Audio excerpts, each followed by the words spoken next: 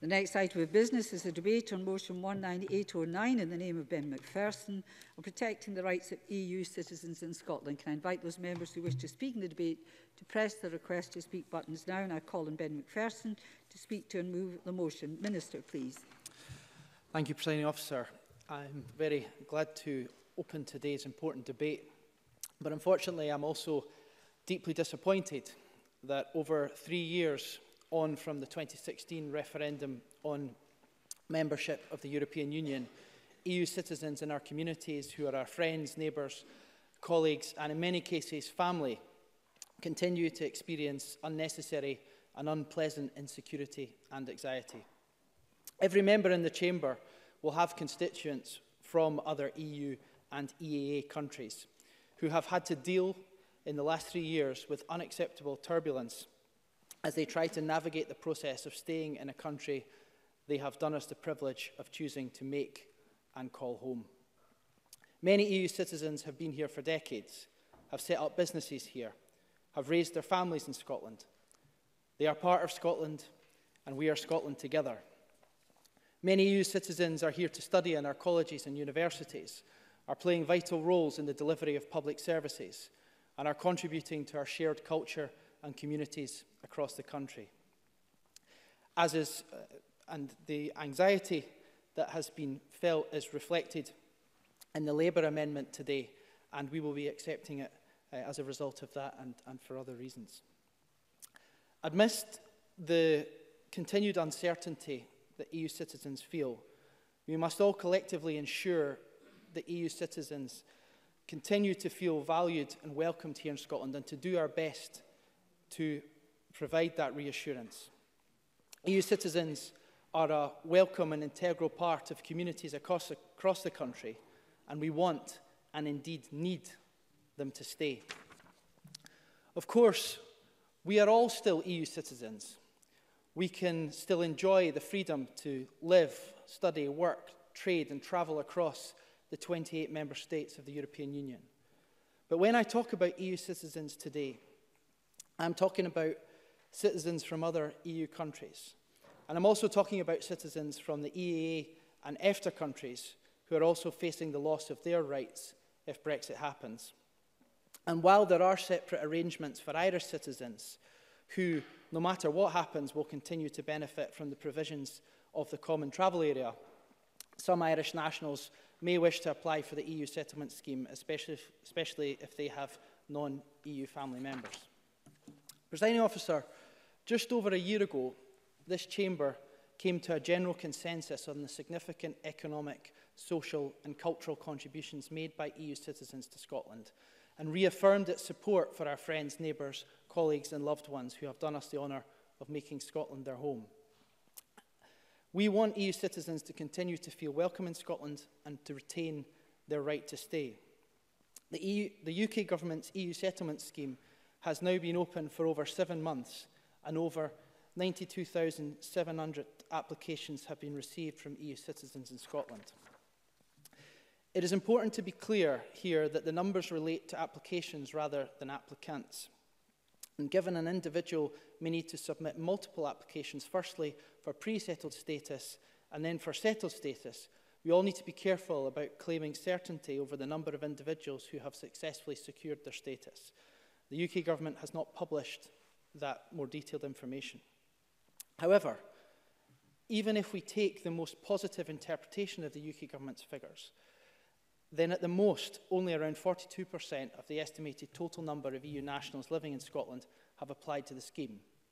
The EU settlement scheme figures clearly show that there is a challenge to increase application rates, especially among certain communities that are vulnerable or remote. While the EU settlement scheme, as it is now, is something that the Scottish Government has questions about, we are committed to working together with others to support EU citizens in Scotland. And although the UK Government has said that EU citizens are not required to apply to the EU settlement scheme until December 2020 at the earliest, we remain deeply concerned that EU citizens could fail to secure settled status due to a lack of awareness of the scheme and the requirement to apply. Yes. Alec Rowley. On that point, I'm grateful for the intervention. On that point, I know that in Fife, a whole section of voluntary organisations have come together to work on that. And I know the government's put money in, but do you accept that we will need more resources to fund the third sector to try and reach as many people as possible? Minister. I will come to the support through the Stay in Scotland campaign in a moment, and I would encourage Mr Rowley, if he has details of those organisations, to feed them into my office as part of our ongoing thinking about how we develop the Stay in Scotland campaign. Because we did launch the Stay in Scotland campaign as an important mechanism to raise awareness of the EU settlement scheme and highlight how much the Scottish Government values the contributions made by EU citizens living and working in Scotland. And so far we have committed over £1 million to provide information, advice and support to EU citizens to fill the void, in too many cases, left by inadequate UK Government provision. This campaign is one of many steps the Scottish Government is taking to support EU citizens. We are funding the Citizen Advice Scotland to deliver an advice and crucially a support and crucially advice service for EU citizens and their families who may need additional help. And we are working with organisations such as the 3 Million and the Citizens' Rights Project to provide support and advice for EU citizens and deliver a series of events for EU citizens across Scotland with others to raise awareness about what they need to do to stay. Presiding Officer, while the Scottish Government encourages people to apply to stay, we do empathise that some EU citizens may be wary of applying to a scheme that seems beset with technical and operational problems. Members will have seen media reports about cases of EU citizens who have been awarded incorrect status, EU citizens who have been living here for decades who are struggling to prove their residence, and EU citizens waiting far longer than the Home Office estimated processing times for a decision. That's why the Scottish Government has been clear for some time now that EU citizens should not have to apply to retain their right to live, work and study in this country. It is why we have consistently called for the EU settlement scheme to be a declarative registration system instead of a constitutive application system. This is a principled point, but also because we, like many others across the UK, are deeply concerned about the consequences for those EU citizens who don't apply by the deadline or who don't apply at all. Presiding Officer, a declaratory system would make the repercussions of missing the application deadline far less severe because registration under a declaratory scheme would involve confirming rights rather than acquiring rights through application, as is the case under the current settlement scheme. The Windrush scandal demonstrates clearly the dangers of failing to safeguard the rights of EU citizens. Removing the need to make an application and consequently avoiding the threat of refusal would best protect the rights of EU citizens living here. Brandon Lewis's comments last month that EU citizens may face removal from the UK if they don't apply in time will do nothing to ease concerns. And it is completely wrong that EU citizens face potentially being dragged into the hostile environment immigration policies of the current UK government. The UK government at any point since the referendum in 2016 could have introduced legislation to fully protect the rights of EU citizens. It chose not to, and as a result left EU citizens in unacceptable limbo. The UK government still has the power to give EU citizens clarity and certainty, and the Prime Minister should implement his clear commitment to provide EU citizens with absolute certainty to live and remain through a guarantee in law. The next... Adam Tompkin. I'm grateful to the Minister for giving way. He used the expression hostile environment. What the Home Secretary has actually said about the current government's immigration policy post-Brexit is that the current government will introduce a new, fairer immigration system that prioritises skills and what people can contribute to the United Kingdom rather than where they come from. How is that a hostile environment? Minister. I think Mr Tompkins should consider the experiences that people from out with the EU have experienced as a result of the hostile environment policies applied to asylum seekers and others at Dungavel, for example. But also consider this, the fact that Michael Gove has said in recent days that with regard to immigration policy, painting a picture that freedom of movement has created strain on public services and has had a negative effect on British society is deeply dangerous at a time like this, when in fact even the UK government's MAC analysis proves that EU citizens make a positive and constructive and hugely vital and enriching contribution to our society. We have benefited from freedom of movement, and at a time like this we should be standing up for the positive benefits of migration, not spreading fear and untrue alarm. And that's what the UK government have been doing in recent years, and they continue to do it, which is deeply disappointing. The next UK government should introduce primary legislation as soon as possible to set out the rights of EU citizens who are resident in the UK at the point of leaving the EU, which at the very least would guarantee the provisions set out in the withdrawal agreement for EU citizens. What's more, Presiding Officer, what's wrong with the current proposals in terms of the EU settlement scheme is that the UK government is effectively creating two classes of EU citizens. One, people who receive settled status, who will be able to stay in the UK permanently and will have their rights fully protected by law. And two, in stark contrast, people given only pre-settled status. EU citizens who have been resident in the UK for less than 5 years are only eligible to apply for pre-settled status under the current scheme. This is concerning because this status is more precarious than settled status because it doesn't give people a permanent right to stay here. There is also a real concern that the rights of people with pre-settled status could be diluted in the future and changed by secondary legislation. And thirdly, people with pre-settled status will have to make a further application to the scheme once they have accrued enough residence time for settled status. But there is a real danger that they won't remember to reapply or mistakenly believe that they have done everything they need to do to stay when they applied initially. We are still waiting for the UK government to confirm that applicants will be reminded to make another application before their temporary leave runs out. But even if they are, this all seems costly, nonsensical and bureaucratic. EU citizens could be better protected by disapplying the requirement to accrue 5 years residence and granting all successful applicants full settled status. This would represent a decisive action to clearly secure the rights of EU citizens resident in the UK at the point if and when the UK leaves the EU, and of course we hope it doesn't. Avoiding the creation of separate classes, each with different rights and status, and by creating greater clarity, removing the requirement for some individuals to apply twice to secure the long-term right to remain in the UK. Additionally, scrapping pre-settled status in favour of instead granting full settled status would be a simple step towards mitigating possible unfair treatment based on status and reducing unnecessary bureaucracy for the UK government for those delivering frontline services and those who access them.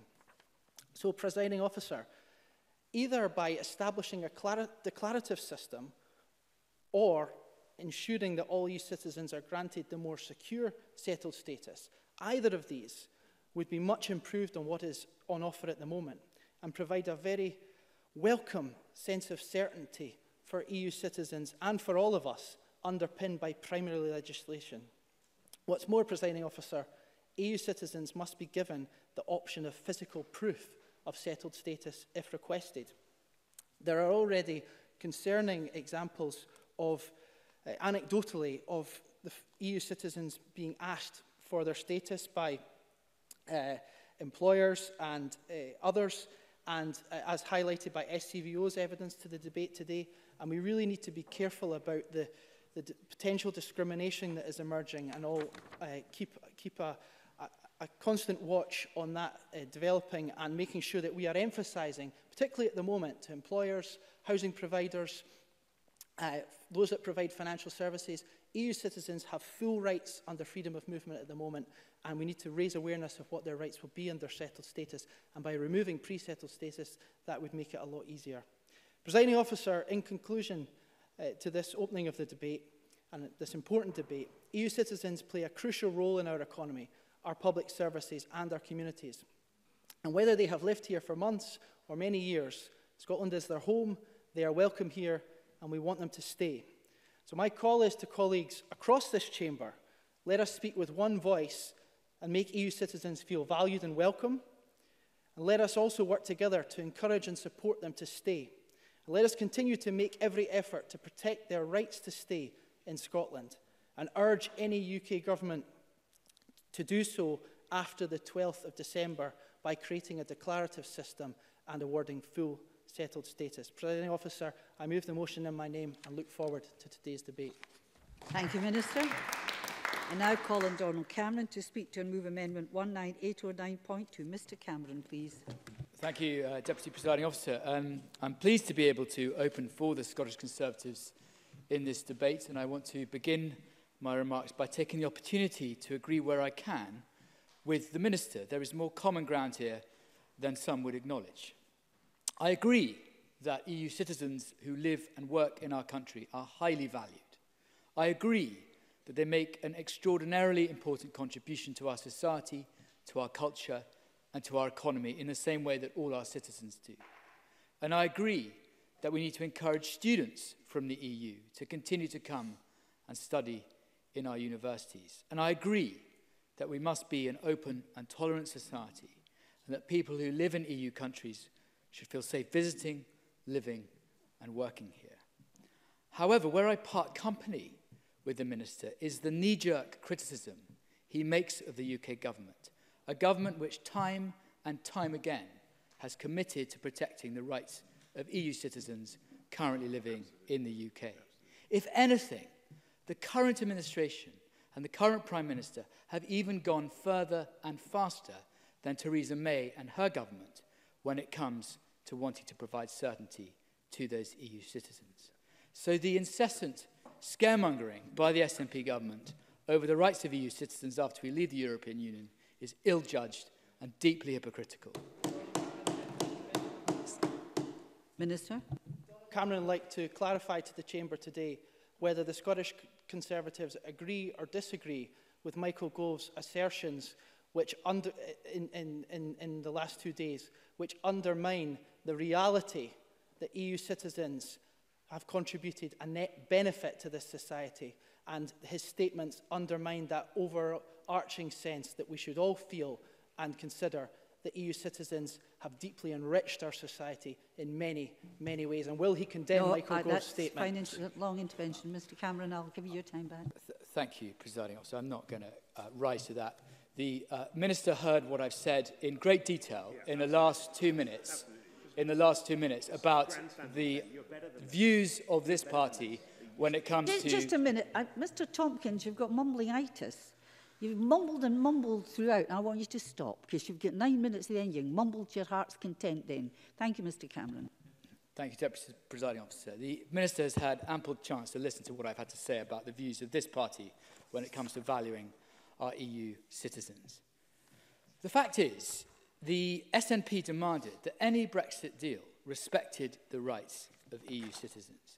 And the current withdrawal agreement bill does just that. The Minister said in his speech, we want clarity in law. Well, there it is, in Article 10 of the withdrawal agreement. But the SNP voted against that legislation last month at its second reading, legislation that protects EU citizens after we leave the EU. And the SNP also voted against Theresa May's withdrawal agreement bill 3 times. Thus, at a number of points during this year, their actions have led to the failure to resolve Brexit and the failure to pass a fair Brexit deal that protects the economy, protects jobs, and protects those EU citizens who have made Scotland their home. So as a result, Deputy Presiding Officer, perhaps you will understand why these benches treat the usual platitudes and usual grandstanding on the benches opposite with a pretty hefty dose of scepticism, given the SNP's failure to support legislation that will guarantee the rights of EU citizens after we leave. Deputy Presiding Officer, I turn now to the substance of the government's motion.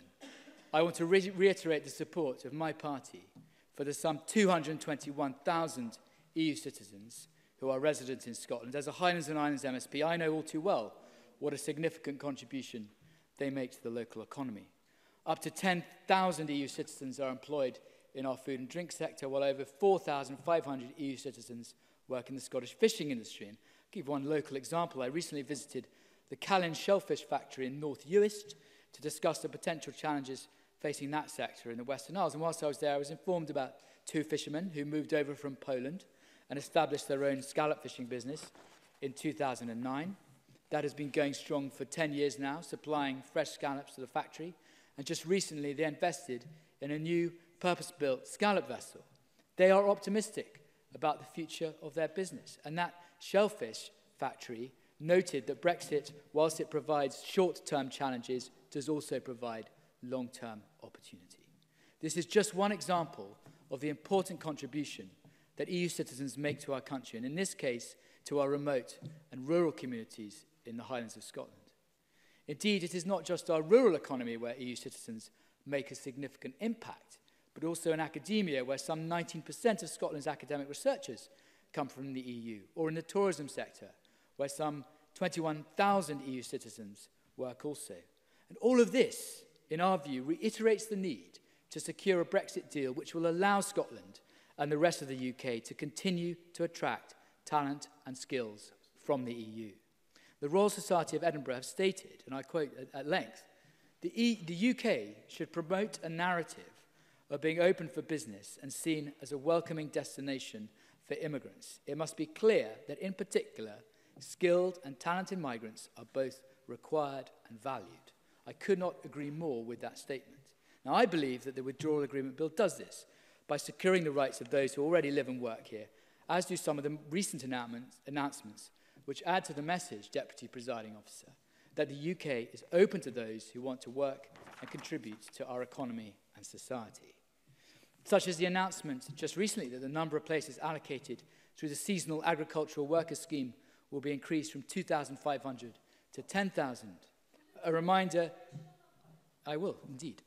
Annabel Ewing. I'm grateful to the member for taking intervention. The member will be aware, nonetheless, that organisations like, for example, the NFU have said that, in fact, UK-wide we need at least in the order of 80,000 seasonal workers. So how on earth does the 10,000 revision fit into that? Donald Cameron. The 10,000 figure follows the express recommendation of the Scottish Affairs Committees, chaired by Peter Wishart, no less, which stated that there should be an expansion to the seasonal workers scheme to 10,000. But of course, once the required objective is reached, the grievance machine cranks into action and the goalposts are moved. There is also the current proposal to establish a new NHS visa to help encourage more healthcare professionals to come and work in the UK. This will undoubtedly have significant benefits for Scotland, given the disastrous manner in which the SNP government have failed to manage and plan for our NHS workforce, or the announcement in September that the post-study work visa would be reintroduced, which not only provides security for those who have chosen to study here from abroad, but provides the incentive to stay in the UK and to further enhance our economy and culture. In each respect, Deputy Presiding Officer, this highlights the commitment of the UK government to expand opportunities to work in our country, and importantly ensures that we continue to welcome new citizens to the UK. Now, the remarks made by the Minister concerning the EU settlement scheme, I feel it is right and proper to address those directly and to reassure any EU citizens who are watching this debate that we welcome them and that this process is not obstructive but a necessary one. The settled status scheme ensures that access to benefits and other state services will remain unaffected. It requires applicants to prove their identity, show that they live in the UK, and declare any criminal convictions. This scheme is necessary so that the position of EU citizens who remain in the EU is clear and known, and I believe this scheme is the best means to do that. Many people have already signed up to the scheme, with some 1.8 million people applying up to the end of September 2019, of which 92,700 have come from Scotland. 24,700 of those applications were made in September alone. Up until the end of September, over 1.5 million applications have been settled, of which 61% have been granted settled status and 38% pre-settled status. Back in March this year, the Home Office announced a 3.75 million advertising campaign to highlight this scheme, and just a few weeks ago announced an additional £1 million to further advertise it.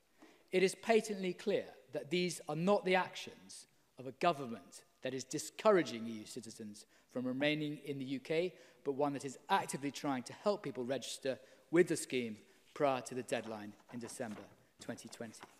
I also note the points raised by the Minister concerning the UK government's white paper based on the proposals from the MAC committee.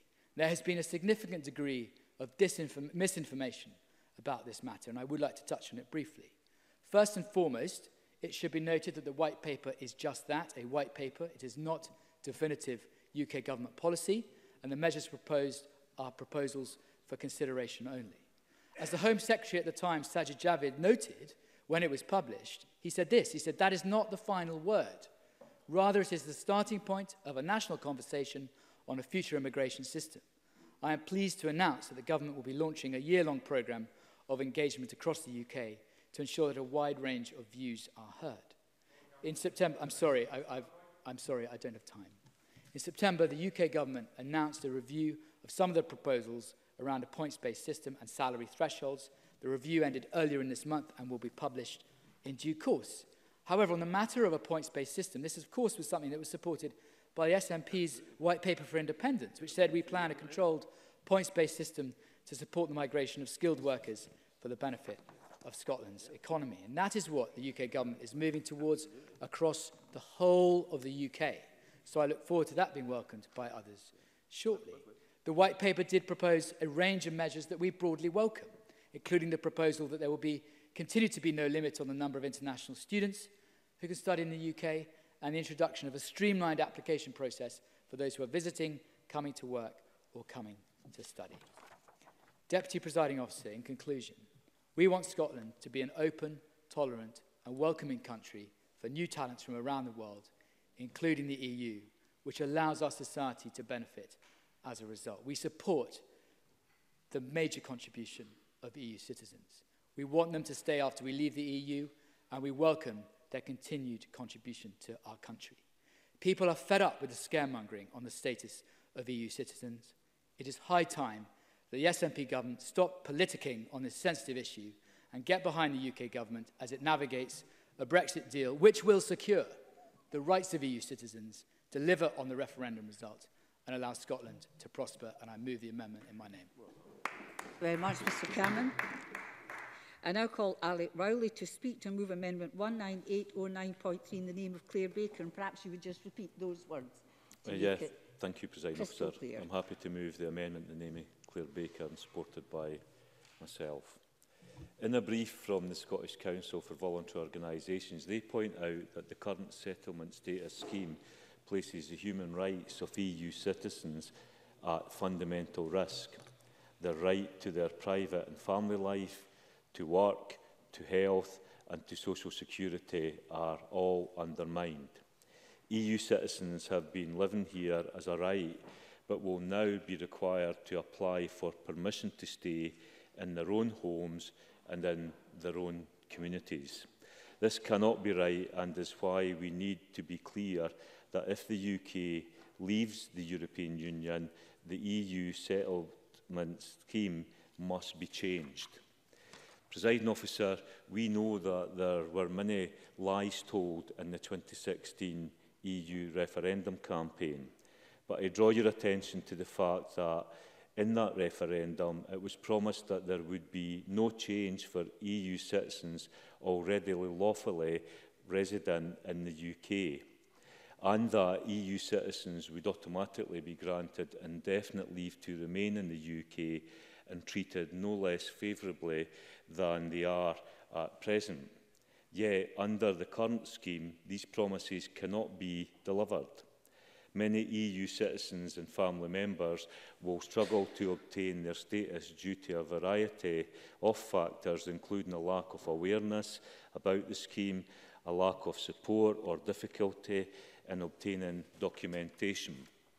Now, my own home kingdom of Fife, the third sector, are doing a lot of hard work, as I mentioned to the Minister, to raise awareness, and have set up the EU Settlement Partnership to ensure a focused approach to raising awareness, supporting and providing assistance to people with their application. Nina Munday, manager of the Fife Centre for Equalities, expressed the importance of the partnership and said, and I quote, "The settlement scheme is a very complicated process, and what we're trying to do is make it easier for an individual to apply, especially people who need additional support. What some people don't realise is that they have to apply for every single person in the household. I'm also pleased that Citizens Advice and Rights Fife have now appointed a dedicated EU settlement scheme support worker to enable the service to focus on people who might experience difficulty in assessing or using required technology to complete their application. They may find it difficult to get the evidence needed to apply, or are at greater risk due to personal circumstances and have specific immigration or residency issues. So from the front line services in Fife, they're very clear that there is a major problem here and a major issue that must be addressed.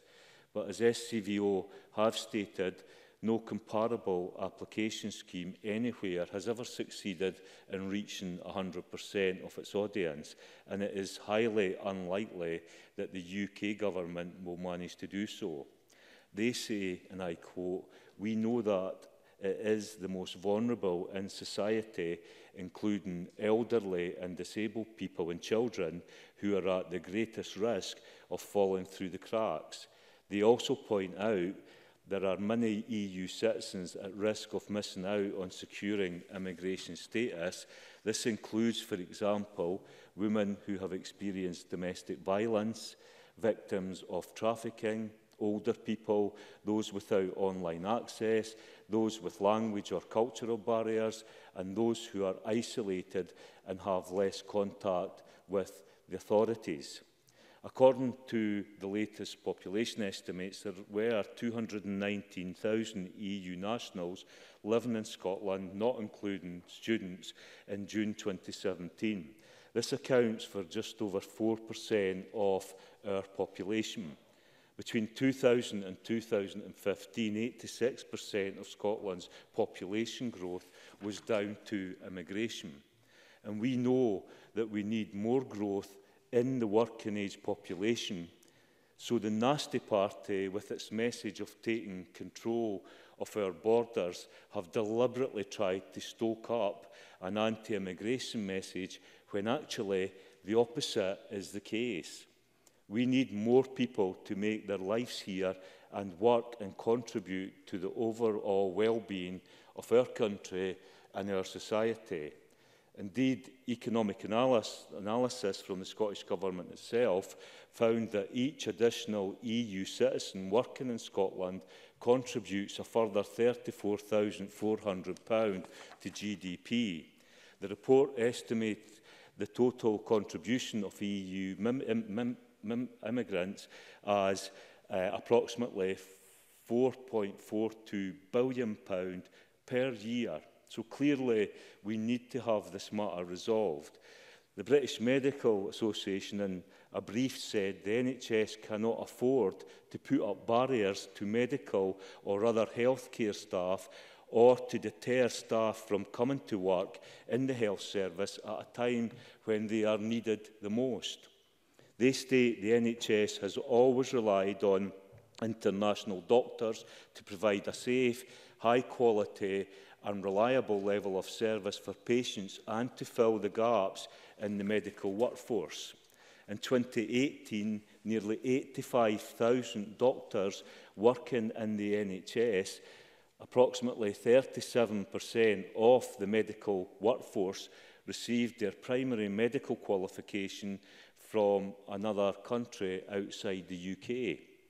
These highly skilled doctors from the EU and overseas are essential members of the UK's medical and academic workforce. They have enhanced the UK's health, higher education and research systems over the years, improving the diversity of the profession to reflect a changing population, bringing expertise to the NHS and higher education, and filling shortages in specialists and specialities which may otherwise have struggled to cope. Scotland will continue to need and recruit from the EEA and oversees simply inflexibility to sustain staffing levels across the NHS. And we know that in Scotland, Presiding Officer. So anyone who bought into the lies of this Tory Brexit should look at what the medical profession are saying. Scottish Labour believe that the settled status scheme must be reformed to make it simpler and ensure that EU citizens retain their rights in our country. Nothing else will do. Thank you very much. I now call Liam MacArthur. Mr MacArthur, please. Officer, I'm grateful for this opportunity to restate the unwavering support of Scottish Liberal Democrats for the rights of EU citizens, not just in Scotland but across the UK. And I have to say I have an enormous amount of respect for Donald Cameron, who I've always found very thoughtful and considered in his contributions. I've listened carefully to what he had to say, and I have to say it's simply not borne out by the reality on the ground, or indeed the lived experience for those at the sharp end, EU nationals, EEA nationals and others. And I think in terms of accusations of scaremongering around the situation facing EU nationals in this country, I think Alex Rowley was absolutely right in suggesting that this is a bit rich coming from the party who has been at it in terms of scaremongering around immigration in the run-up to the Brexit referendum and since. There are many tragedies, of course, in the self-inflicted harm of Brexit, and the truth is that any form of Brexit will be damaging to the UK. Yet it's hard to think of an aspect of Brexit that reflects us in a poorer light than the way in which successive Tory governments have sought to use EU nationals in this country as pawns in a wider political game of brinkmanship. Theresa May made no attempt to disguise this fact. Boris Johnson and colleagues have positively revelled in it. For them, ending freedom of movement is the holy grail, as if removing rights we currently have is a good thing. Even arguing that it's about removing rights that others have makes little sense. Economically, culturally and as a society, putting up barriers, closing ourselves off, making ourselves less open or welcoming is akin to cutting off our nose to spite our face. As the motion today makes clear, in-migration has enriched our communities in our country, turning our backs on this risk, making us poorer and less able to meet the challenges we already face. It's a fact, for example, that Scotland already struggles to cope with skills shortages in key areas. Rural parts of our country have some of the most acute teacher shortages in Europe. Last summer, reports began emerging of a decrease in the number of EU teachers applying with the GTCS. Only 14 EU teachers applied for registration up until the end of June 2018, a dramatic drop compared to previous years where the figure was nearer 200. Even so, in March this year, there were still 523 teachers from EU countries registered to teach in Scotland. One of those is a constituent, Antoine Pietri. Antoine recently wrote to me to explain what he has been put through over recent years, an experience no doubt all too familiar for many in a similar position in communities across Scotland and the rest of the UK. Antoine says, I have felt deeply offended and discriminated against by a country which so far had been very good to me and which in return I've been very grateful towards. I've been employed by Orkney Islands Council as a French assistant and then as a teacher since 24th August 1994, the day I entered the UK and made my life here in Orkney. Antoine goes on to add, for over a quarter of a century, I have shared my knowledge and trained young people across the islands on Hoy, Stronsay and Sandy, and I now teach their children. I've been involved in charity work, been a committee member of various associations, and now a trustee of the Friends of St Nicholas, and I could go on. Doesn't it look like I'm settled enough already? Why should I have to prove it to the UK government? Why indeed, Deputy Presiding Officer? But this Brexit effect is not limited, of course, to our education system. Like the rest of the UK, Scotland has an ageing population. The number of people aged 75 and over has increased by a third in the last 20 years.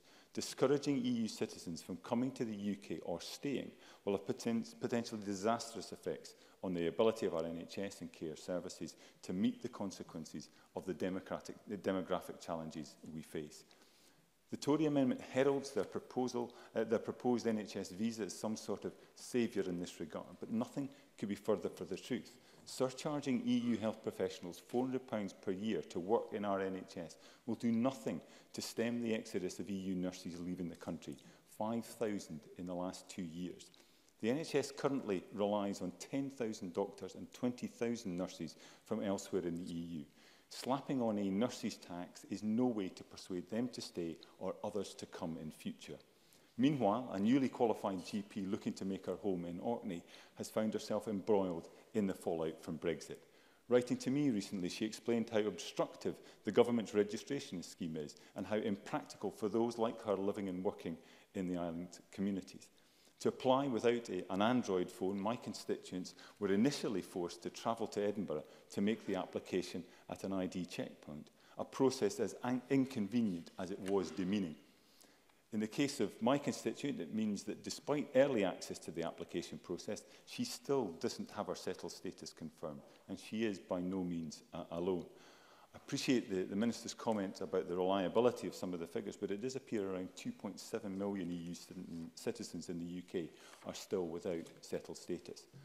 There may be those who do not wish to apply, but putting in place policies that deter those who do is self-defeating. We simply can't afford to take such an approach, given the gaps we already have in key parts of our workforce.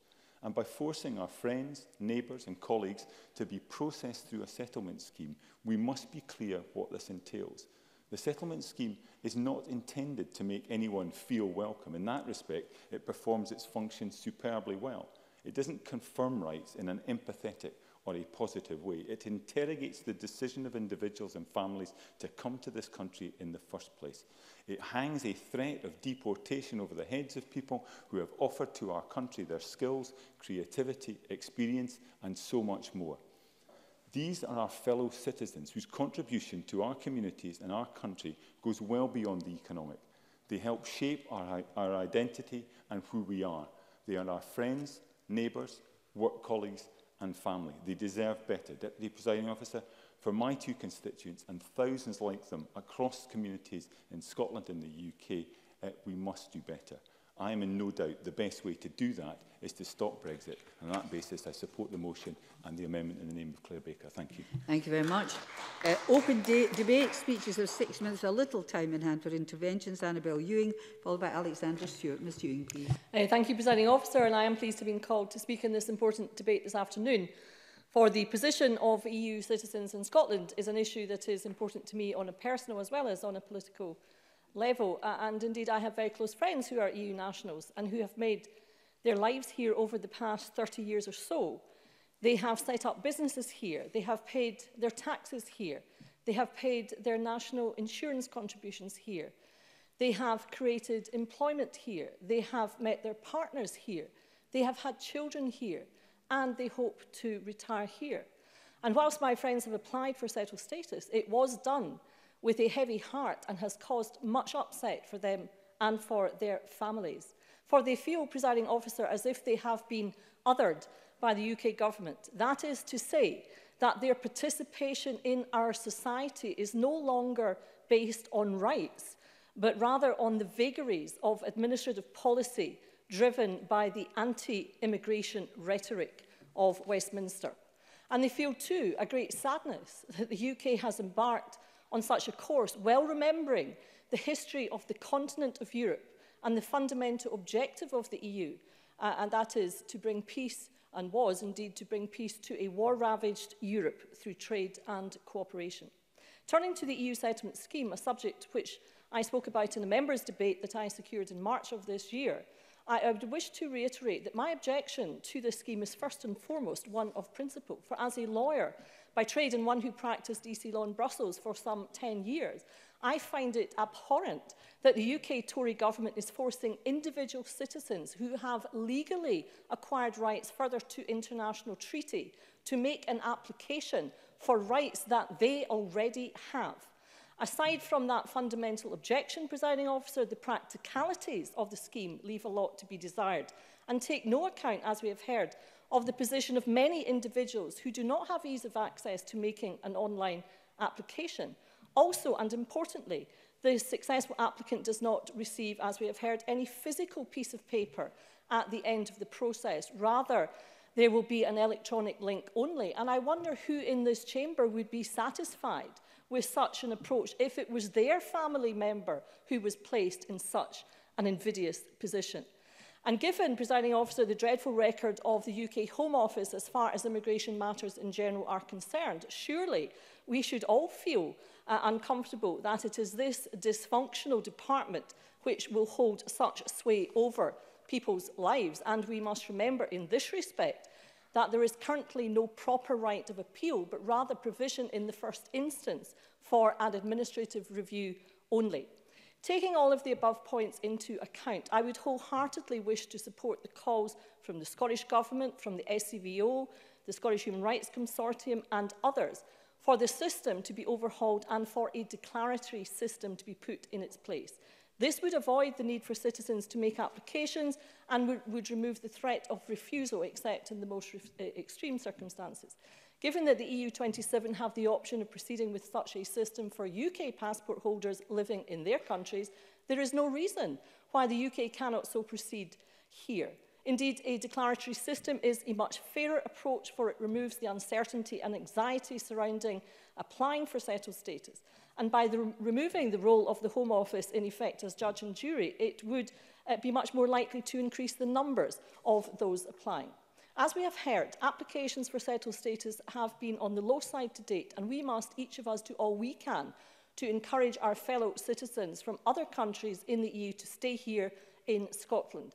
For Scotland is enriched by EU nationals choosing to make Scotland their home. Our economy is also boosted by their contributions in many sectors, including in the food and drink sector, with many EU nationals forming part, for example, of the 600+ strong workforce at Murray's salmon processing operations in Rosyth in my constituency. And EU nationals are driving our population growth, vitally important given the demographics of Scotland, which has an ageing population. As we have heard, the Scottish Government is doing all it can to help people to be able to stay with its Stay in Scotland package and guidance for both EU nationals and for employers. Also, funding, of course, has been made available, as we have heard, by the Scottish Government to Citizens Advice Scotland, and indeed in my constituency of Cowdenbeath, the local bureau has a dedicated EU settlement support worker. That worker has been in place since April and has, at least by September, dealt with some 60+ cases.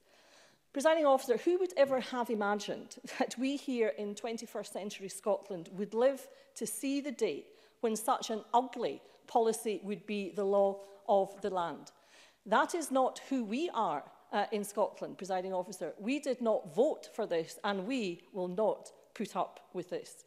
And to conclude, I think it is important to reiterate once again what Scotland's First Minister Nicola Sturgeon said to each EU citizen in Scotland following the announcement of the results of the EU referendum in 2016, a result in Scotland which saw 62% of our population voting to remain in the EU. Nicola Sturgeon, the First Minister, said, and I absolutely echo what she said, and I would like to convey that in particular to my constituents of Cowdenbeath who are from other EU countries. You remain welcome here. Scotland is your home and your contribution is valued. Thank you, Presiding Officer. Thank you. I call Alexander Stewart, who followed by Stuart McMillan. Mr. Stewart, please. Thank you, Deputy Presiding Officer. I am pleased to be able to take part in today's debate on the rights of EU citizens in Scotland. It's important to mention at this stage that the Scottish Conservatives absolutely acknowledge that EU citizens' contributions to Scotland, and indeed extremely beneficial and highly positive both socially, culturally and economically. They are most welcome and we wish for them to remain. The UK Government has always recognised this as an important fact. The referendum result in itself has no immediate effect on nationality residence or social security status of EU citizens in the UK. The status of EU citizens and the family members has to be protected under UK immigration law, and that will not change. The UK Government has also set up the EU settlements scheme, which is in line with the withdrawal agreement and is specifically designed for that entire purpose. Moreover, to highlight the position, in September this year, the Home Secretary indicated that after Brexit, the government will take back control by introducing a new, fairer immigration system that prioritises skills and what people can contribute to the United Kingdom, rather than where they come from. And that's vitally important, Deputy Presiding Officer. The UK Government has already said that EU citizens' rights will be guaranteed. They are guaranteed. This will come, and we are sure that the free movement on temporary levels to remain the scheme until it happens. This will ensure minimum disruption while they put in the final arrangements in place to map out a new course for a much fairer system going forward. The United Kingdom Government has recognised the need to provide EU citizens, employers and others with certainty about the arrangements that will take place after Brexit. Deputy Presiding Officer, as I've said in this chamber before, people voted to leave for many different reasons.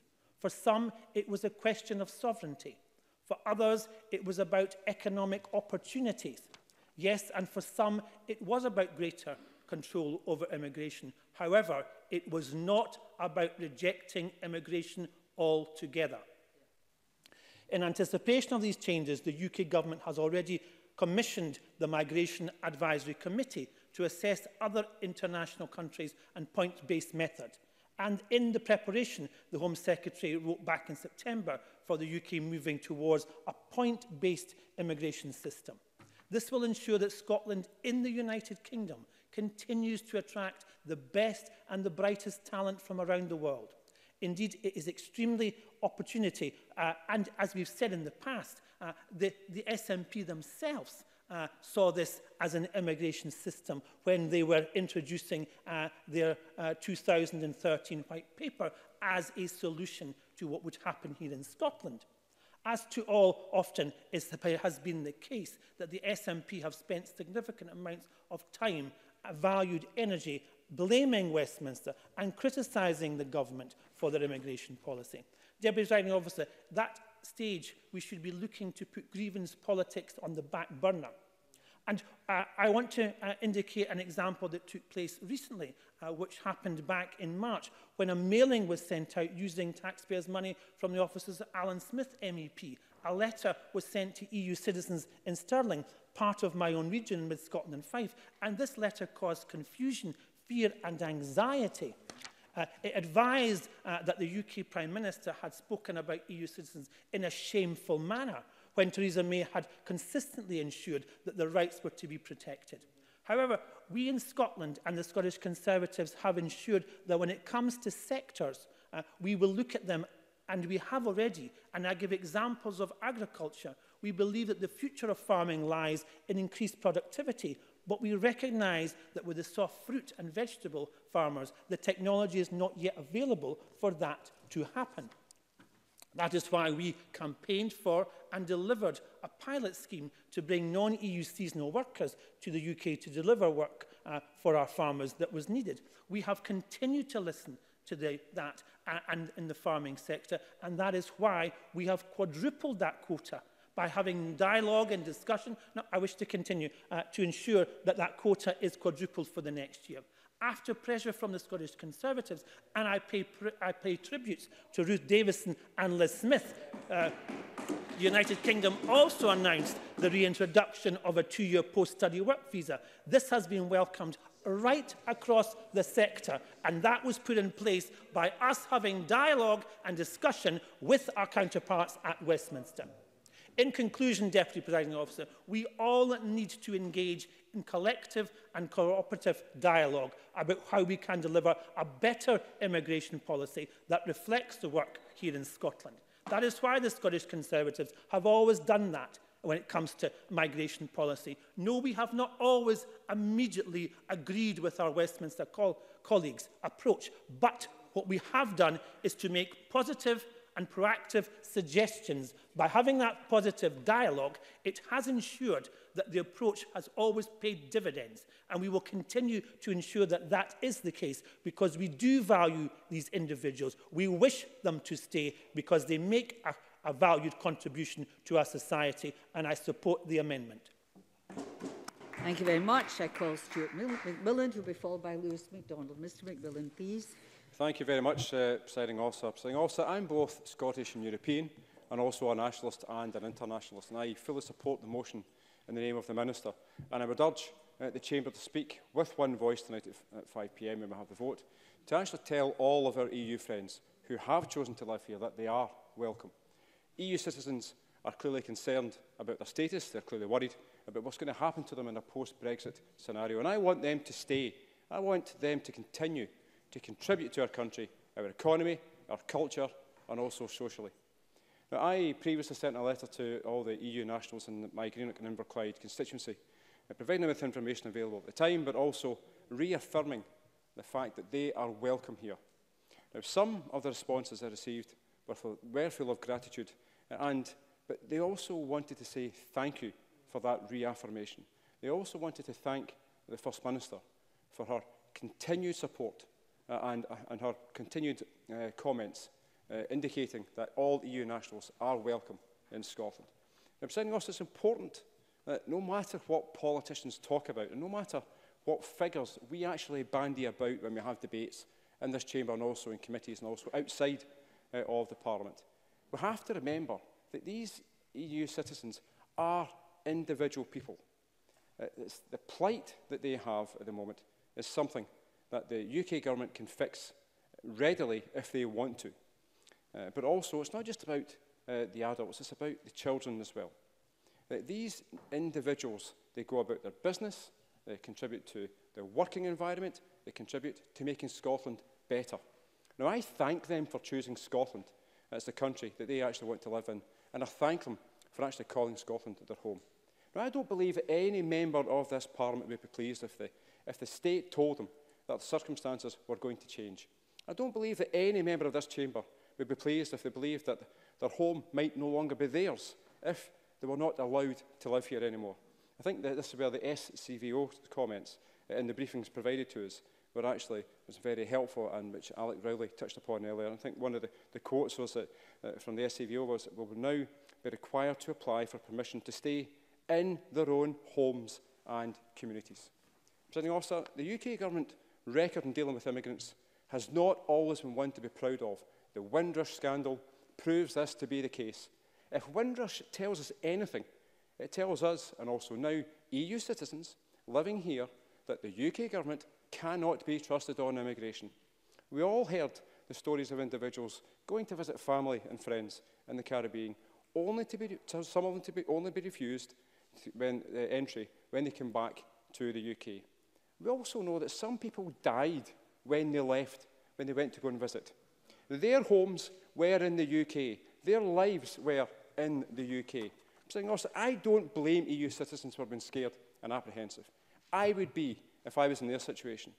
The UK government EU settle scheme and settle status scheme is frustrating enough, but for those EU nationals who have lived here for less than the 5 years, they're only able to apply for the pre-settled status. This provides even less security for the applicant or their children, a guaranteed right to remain. This is just shocking. Now, Daniel Hannan, the Tory MEP, and I thought his quote actually was very useful in this regard, and he's quoted as saying, "I have had constituency cases of EU nationals being denied settled status despite living here for years. This is a breach of the assurances I and other Leavers gave during the referendum." Now, Presiding Officer, Scotland is in this mess because of the demonising of migrants and the surge to the right in UK politics. UKIP, the BNP and the EDL and others have actually, unfortunately, helped sway some people by claiming that migrants are not welcome. The Conservatives' actions are also well documented, as we know, with Windrush and also the Go Home van, and we also had Labour's infamous controls and immigration mug. This despite parties in this Parliament agreeing that immigration into Scotland is both positive but also essential. I'm going to just a bit of a paragraph from the Equal Opportunities Committee report, which was the Migration and Trafficking report in 2010. Now, some of the members of that committee are still in Parliament today. And it was paragraph 689, and it states, "The committee believes that in this report it has been able to dispel many of the myths that have grown around migration. It found in evidence, for example, that migrants' demands on public services, including the health service, are not as high as the general populations, that migrants are housed largely in private rented accommodation rather than social housing, and that migrants do not depress local wages. And also more generally, there is also evidence available which states that migrants pay more in taxes than they receive in benefits and public services. Presiding Officer, as the BMA Scotland briefing for today also told us, the NHS has always relied on international doctors to provide a safe, high quality and reliable level of service for patients and to fill gaps in the medical workforce. Presiding Officer, we have an ageing population and the number of pensioners are projected to increase further by 25% over the next 25 years, with a population growth over the next 25 years projected to be amongst the lowest across comparative European and UK countries. Then the half-baked and ill-conceived measures by the UK government will not help in any way. They will make it harder for Scotland and also for our constituents. EU citizens, my message to you, and I echo the comments from the First Minister, but my message to every single EU citizen is you are welcome in Scotland. You are needed in Scotland. And thank you for choosing Scotland as your home. And also, please stay. Thank you. Lewis MacDonald, followed by Joan McAlpine. Thank you very much, Presiding Officer. Today's debate is about citizens of other European countries who have chosen to migrate and to make their home in this country.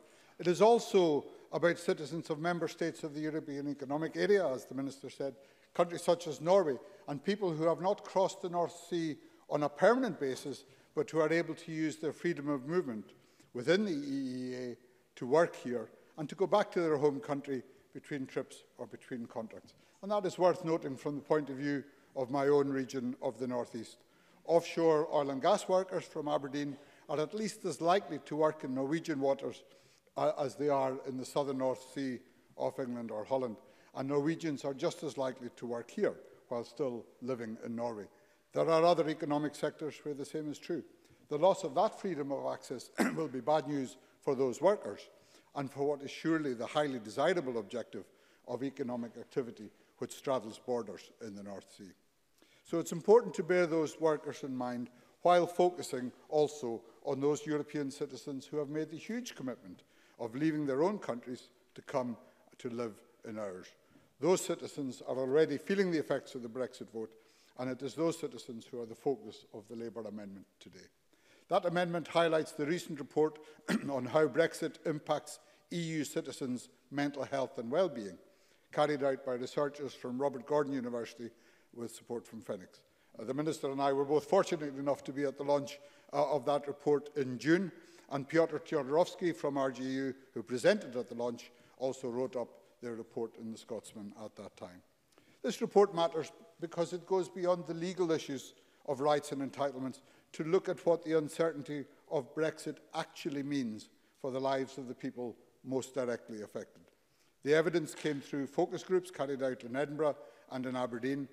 They featured citizens of 13 different countries who had been in this country since before the referendum in 2016, and the study confirmed just how damaging Brexit has already been for many European citizens who have chosen to make their lives here.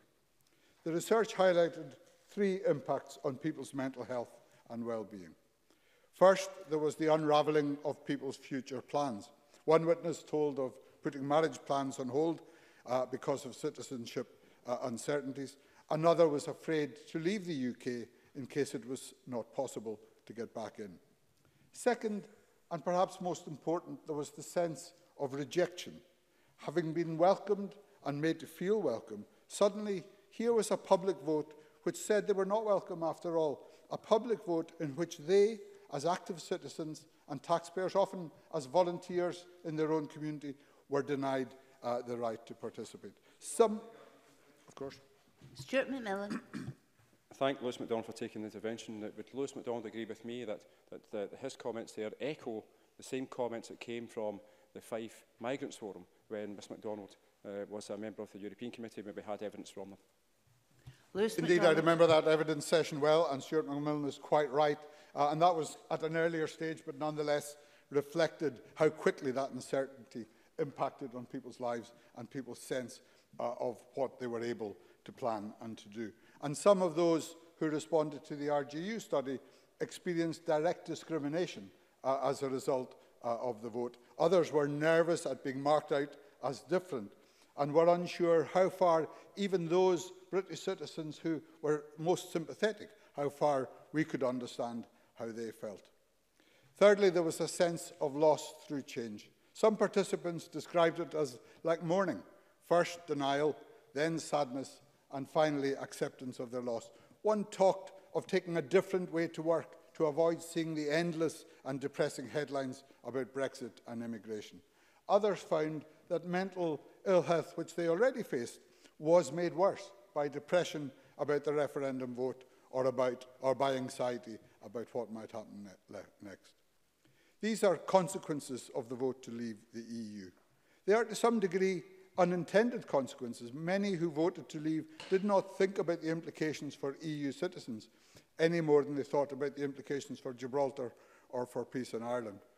But for others, though, including some in the Conservative Party, immigration was at the centre of their campaign to leave, and the pain and loss of EU citizens here and of British citizens elsewhere in the European Union were a price worth paying.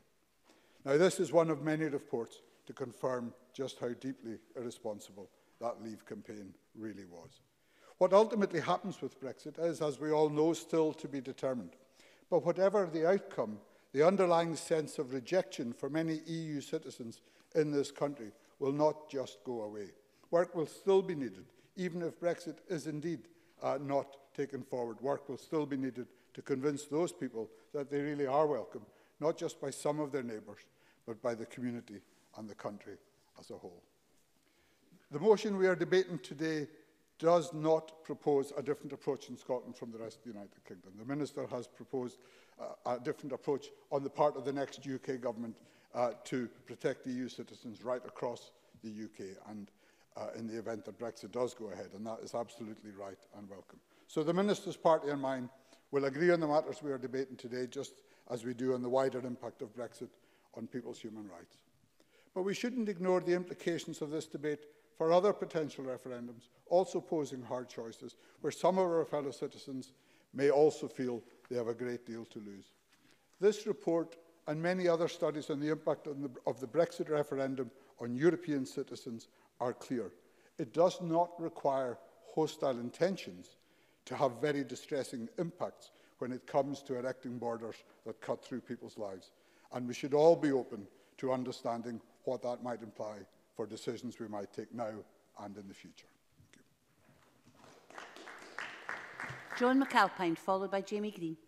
Thank you, Presiding Officer. The position that EU nationals find themselves in the UK Government's Brexit waiting room is nothing short of scandalous. The abject failure of the UK Government to disseminate information about its own EU settlement scheme has compounded feelings of rejection and anxiety already experienced by EU nationals in the UK, as outlined by Lewis MacDonald. Not only that, but the scheme itself is fundamentally flawed. The 5-year and pre-settled elements disrespect the dignity and rights of people who have contributed so much to our society. The scheme is not fair, it's not proportionate, and delay and uncertainty abounds. None of this is human rights compliant. The settled status scheme should have been scrapped and replaced with the declarative scheme already an option under the Withdrawal Act and as proposed by the Scottish Government. The people who choose to come to Scotland from the European Union make an invaluable contribution. 3/4 are employed, a greater percentage of EU nationals have degrees than UK citizens, and more than 70% own their own homes after living for 10 years in Scotland. With all age groups in Scotland predicted to decline in the next 25 years, the importance of new lifeblood cannot be overstated. Population growth is the main driver of economic growth. All of Scotland's population increase in the next 10 years is projected to come from elsewhere, 58% from overseas. The rise in population and current net migration figures is from 5.4 million to 5.69 million by 2041. It is younger people who migrate to Scotland from the EU, boosting the number of children and working-age people. Scots are right to be worried about anything that undermines population growth or an exodus from Scotland of EU nationals. The Independent Expert Advisory Commission on Migration and Population said that the UK Government's immigration plans mean a decline of migrants by as much as 50% in Scotland, but we know that this figure could be a lot higher. Make no mistake, the loss of freedom of movement will be catastrophic for Scotland's economy. Slowing the population growth will impact hugely on the working population in particular. 5.2% of Scotland's whole workforce is made up of EU nationals. 10,000 people in the food and drink industry, 19,000 in the soft fruit and vegetable industry, 4,000 in fishing, 21,000 in tourism. EU nationals are working in all our universities and research centres, our hotels, restaurants and our manufacturing base. 98% of all Scotland's business enterprise are small businesses, and the Federation of Small Businesses estimates that 26% have at least one EU employee. 41% of all businesses, large and small across Scotland, employ at least one EU national. EU doctors make up approximately 6% of the NHS medical workforce in Scotland, and 1,200 of these are actually medical professionals. But the government's utter failure to communicate its own settled status scheme is evident here. 34% of EEA doctors working in Scotland are not aware of its existence, and 30% are looking to move abroad. NHS staff and patients are having to cope with a vacancy rate of almost 9%. We cannot, and the UK government must not, expect NHS staff and patients to suffer the harmful and unconscionable consequences that Brexit and the loss of freedom of movement will bring. The impact of EU migration on Scotland's economy is all good.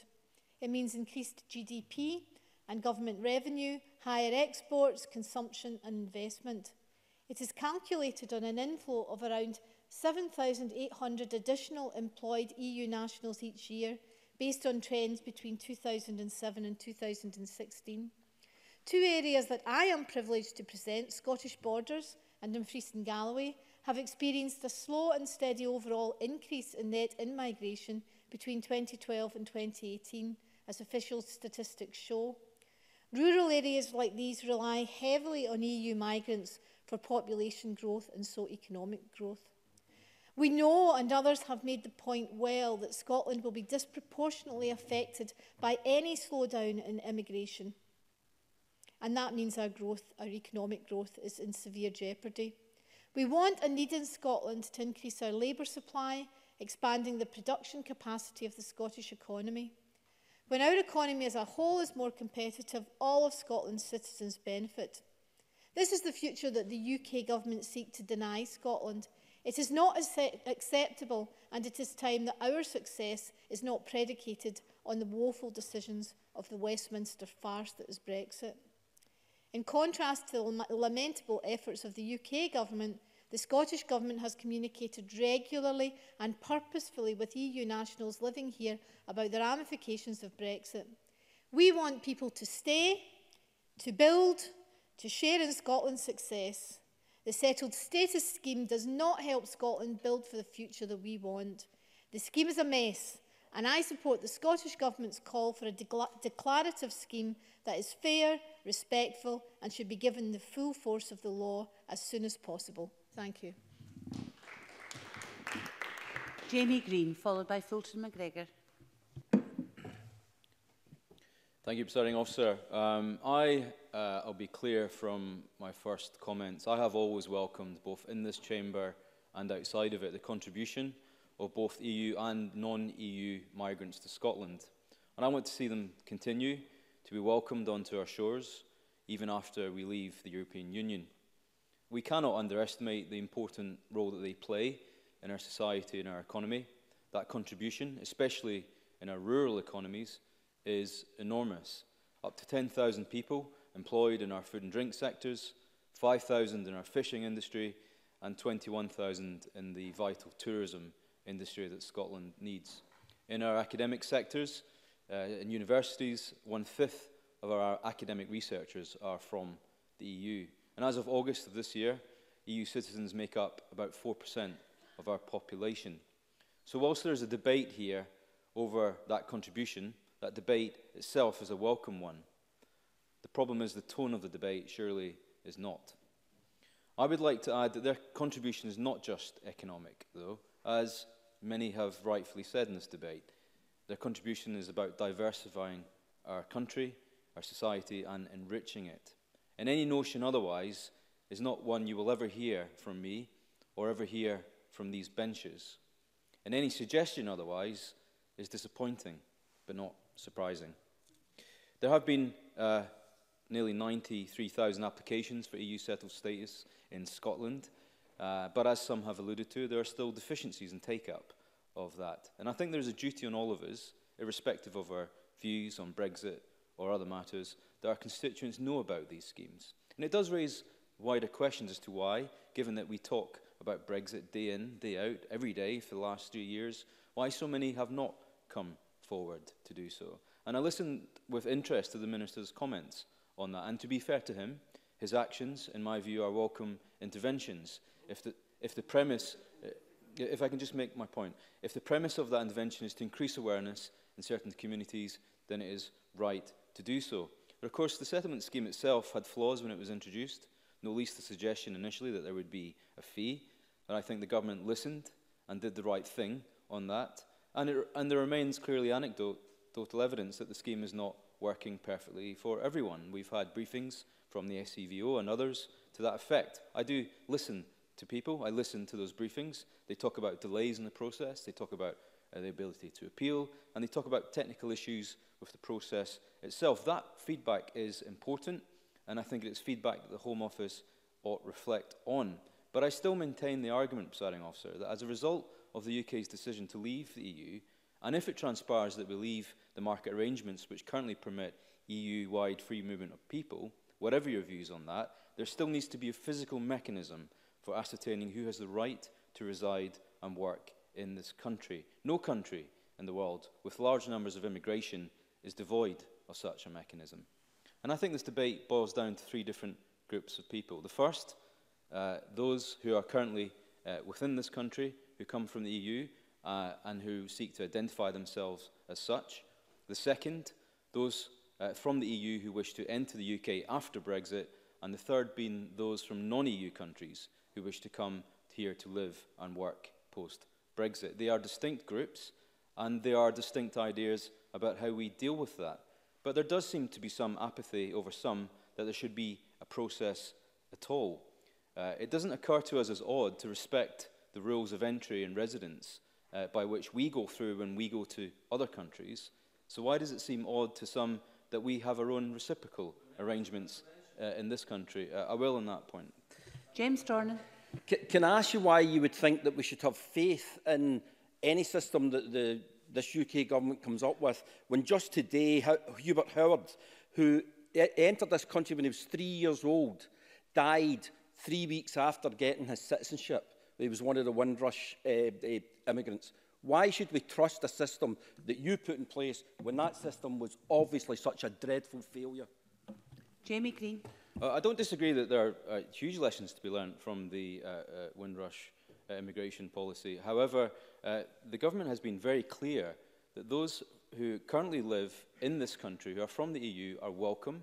They're welcome to stay, and that after we leave the EU, there will be a fair process of immigration, one that I think we need to have a sensible discussion around. I appreciate the member's views on the UK government in Westminster. He's entitled to those views. But what I'm talking about here is a fair and simple process that people need to go through. There is a skill shortage in the UK and indeed in Scotland, and it is right that we have a debate about bringing people in. But I must say we also should be having a conversation about attracting talent from outside of the EU and indeed attracting talent from the other nations of the UK. Future immigration policy, in my view, should be about making everyone feel welcome equally in Scotland. And the Minister's motion today is odd in some way because it asked this chamber to agree that EU citizens' rights should be protected in primary legislation. I don't disagree with that, but it was called a withdrawal agreement, and it did just that. Indeed, the whole point of a transition period in the first place was to offer that continuity to give people time to prepare. And it is regrettable that so many voted against that transition and so many voted against the guarantees of enshrining these measures into law. It is regrettable that so many MPs did so, including the entirety of the SNP benches on 4 occasions to do that. And herein lies the hypocrisy of the government's position on this. They call for action in this chamber and then vote against it in another. So what next, Presiding Officer? Well, whatever withdrawal agreement is presented to the UK Parliament, it is out of our hands. But if and when such a deal is presented, a deal which enshrines the rights of EU citizens, it should be supported. Actions speak louder than words. The big question, Presiding Officer, is when it comes to securing EU citizens' rights, will the SNP practice what they preach? Only time will tell. Fulton McGregor, followed by George Adam. Thank you, Presiding Officer. It's an honour to speak today and represent directly the views, wishes and concerns of EU citizens in my constituency. Since June 2016 and that Brexit vote, this SNP government have been unwavering in its commitment to EU citizens who have given this country the honour of choosing to live, work and bring up their families here. The message is both clear and simple. You are welcome and we want you to stay.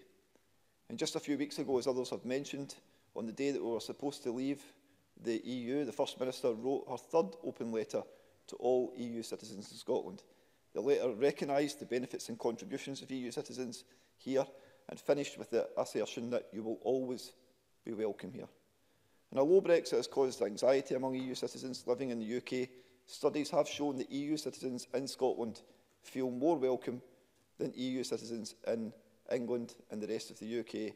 And this is a sad indictment on the UK government and symptomatic of the way that they have handled this whole Brexit shambles. Because we know, Presiding Officer, that EU citizens contribute socially, culturally and economically to Scotland's rich diversity. In that point, I will agree with Jamie Green. However, the uncertainty of the last 2.5 years have put this diversity at risk. The UK government has given EU citizens until mid-2021 to apply for the EU settlement scheme, though in the event of a no deal, this application must be completed before the end of next year. In a joint briefing that we would have received from the Scottish Council for Voluntary Organisations and the Human Rights Consortium Scotland pointed to the huge number of flaws in the current scheme application system, and I know that other members have spoken to that. My constituency office, I'm sure like every other constituency office here, have heard of several instances whereby a simple mistake or a wrongly ticked box has created immense delays and stress in dealing with the Home Office. We are dealing with a very time-sensitive issue here, so I agree with the government's motion to adopt a declarative system instead of the current application system. It would be quicker, fairer and less likely to cause stress to those EU citizens in all our constituencies. And in this point, Presiding Officer, I want to talk about the Tory contributions today. Donald Cameron and his colleagues who have put up their argument, they almost sound like they believe it, but I don't know who they can be possibly talking to. They're certainly not talking to the EU citizens that come in to see me who are worried about their future, about the EU citizens that are getting made jump through hurdles and hoops. And they talk about the number of applications, and we should all be encouraging our constituents to go through this application process. But not one of them have mentioned that this application process involves finding original flight details often, providing job details, providing bank accounts, GP appointments. One constituent told me that to provide every single prescription. What? You know, sometimes I just think how can they possibly believe that themselves? Is sticking up for the Prime Minister and his policies more important than sticking up for constituents? They really need to be asking themselves that question, Presiding Officer. And I can assure the Chamber that there is a lot of stress. I've said that. Last December, like many other members in here, I held a packed surgery in my own constituency for EU citizens. And I know that many of them were concerned about the homes that they had bought, the rights of their children who were born here, where they stood with permanent jobs and pensions, access to healthcare, and many other factors. These, Presiding Officer, are new Scots, are our family, friends, neighbours, and the current system and the current process is making them feel like second-class citizens. It's absolutely shameful. It's horrendous, and the shame will likely be recorded in history, in the UK and British history, as an epic national scandal. And others have already said, Presiding Officer, and I won't go over all the points about the benefits that EU citizens bring to Scotland. And I do agree with Jamie Green on that point. They bring so much benefits, diversity, there are friends, there are family, and of course, economic benefits. 1 in 20 workers in Scotland are EU citizens. If they were to leave, industries such as food and drink, tourism, manufacturing and fishing would be disproportionately affected. We need EU citizens in this country. In summary, Presiding Officer, this is an issue that at its heart is quite simple. It's not really about policies, frameworks, quotas and statistics. They're all helpful, but it's not really about that. It's about basic humanity, love, friendship and essential human rights. You either stand for these things or you don't. And as elected politicians in this chamber who are elected by the people of Scotland, shame on any who aren't willing to stand up for our friends and neighbours, our constituents. This UK government clearly doesn't care about EU citizens, and it's just one more reason, Presiding Officer, why many more people are coming to the realisation that the future as a normal nation, as part of the European Union, is right and the most sensible path for us to take. Thank you. The last of the open debate contributions is from George Adam. Thank you, Presiding Officer. Presiding Officer, I'm delighted to speak in this debate today and would like to begin by reiterating what many of my colleagues and friends have said before me. We in Scotland did not vote to leave the European Union, and we certainly don't wish to see our European friends and neighbours leave our shores. It's undisputed that EU migrants have a positive effect on the Scottish economy. They help us drive our population growth and ensure we have workers to meet the needs of businesses and the public sector. So from the get-go, this Scottish Government has been committed to protecting the rights of the EU citizens living and working in our country. Presiding Officer, I often think to myself how these families must feel with all the current uncertainty coming from Westminster at this moment. How would I feel if I was in a very similar situation? The uncertainty and the fear of what may come. They chose Scotland as their home, and we want them to remain here, and they need our support during these uncertain times. And that brings me to some of the contributions that we've had today, and Donald Cameron, one in particular, where he actually says we agree with most of what the Minister said during his opening remarks. Now, Donald Cameron may be a nice, jolly nice bloke, and he may be easy to get on with. I don't know myself, Presiding Officer. But at the end of the day, his speech and the tone of his speech was somewhat disappointing in this debate. He actually used language that I wouldn't have used myself when we're dealing with this, because we're talking about these families, these individuals who are already worrying about these things as well. And one of the things that always strikes me is, you know, they really must stop actually being apologists for the circus that is the UK government. Consistently, they have taken, the UK government is now laughed because, worldwide because of the situation with Brexit at the moment. And the Conservatives have no idea of what these families are going through, but they still, Presiding Officer, defend this morally bankrupt UK government. I've heard Tory after Tory say how important EU citizens are to Scotland, and I agree with them. I would only ask that they stop bumping their gums here and speak to the ringmaster general, Boris Johnson, and tell him exactly what they think, because that's the difference between the whole thing over the past 3 years. In 3 years since the European referendum, myself and my colleagues in the SNP have waxed lyrical about the disgrace that is the Brexit process. And frankly, Presiding Officer, it doesn't look like a light will appear at the end of the tunnel anytime soon. I sometimes wonder if there are any lights left on in Westminster at all. Yes, gladly.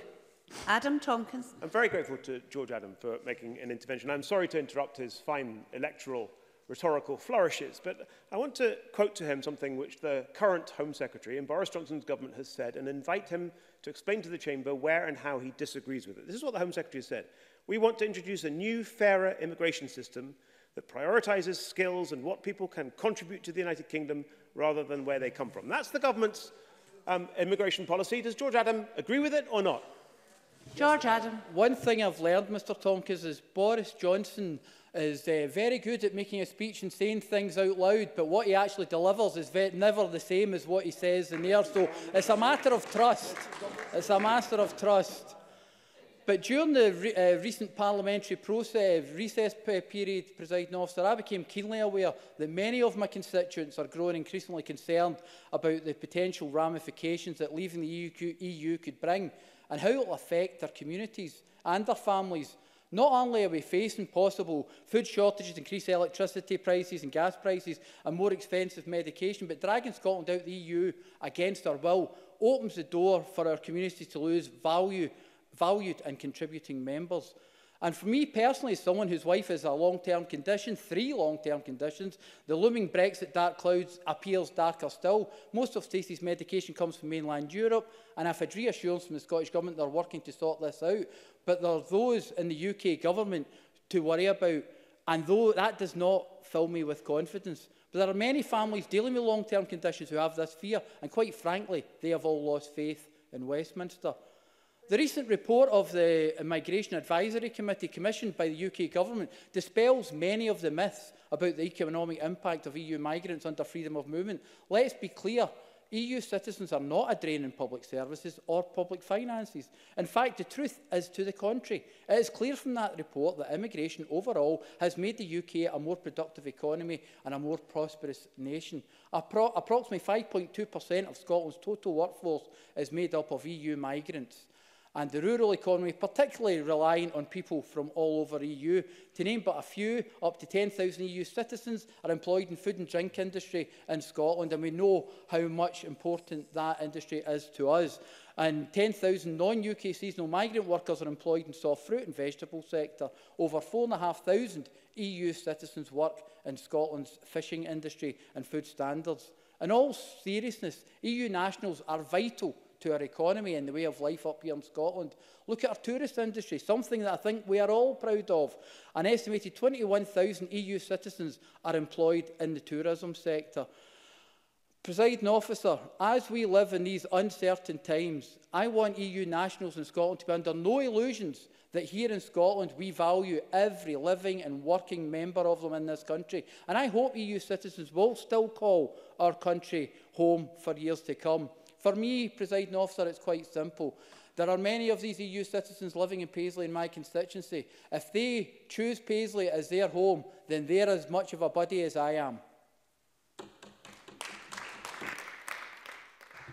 We now move to the closing speeches, and I call Alex Rowley for around 7 minutes, please. Thank you, Presiding Officer. We certainly have had an interesting discussion and debate today, and it is a pity it's against the backdrop of the settled status scheme, because it is important that we do discuss immigration and the importance of immigration to Scotland. I noted that Professor Tompkins intervened on George Adam and talked about what a minister was talking about, a fairer immigration system. But the reality is that Brexit and the whole Brexit campaign, much of it was dominated on ending free movement, as if free movement was a really bad thing for the country.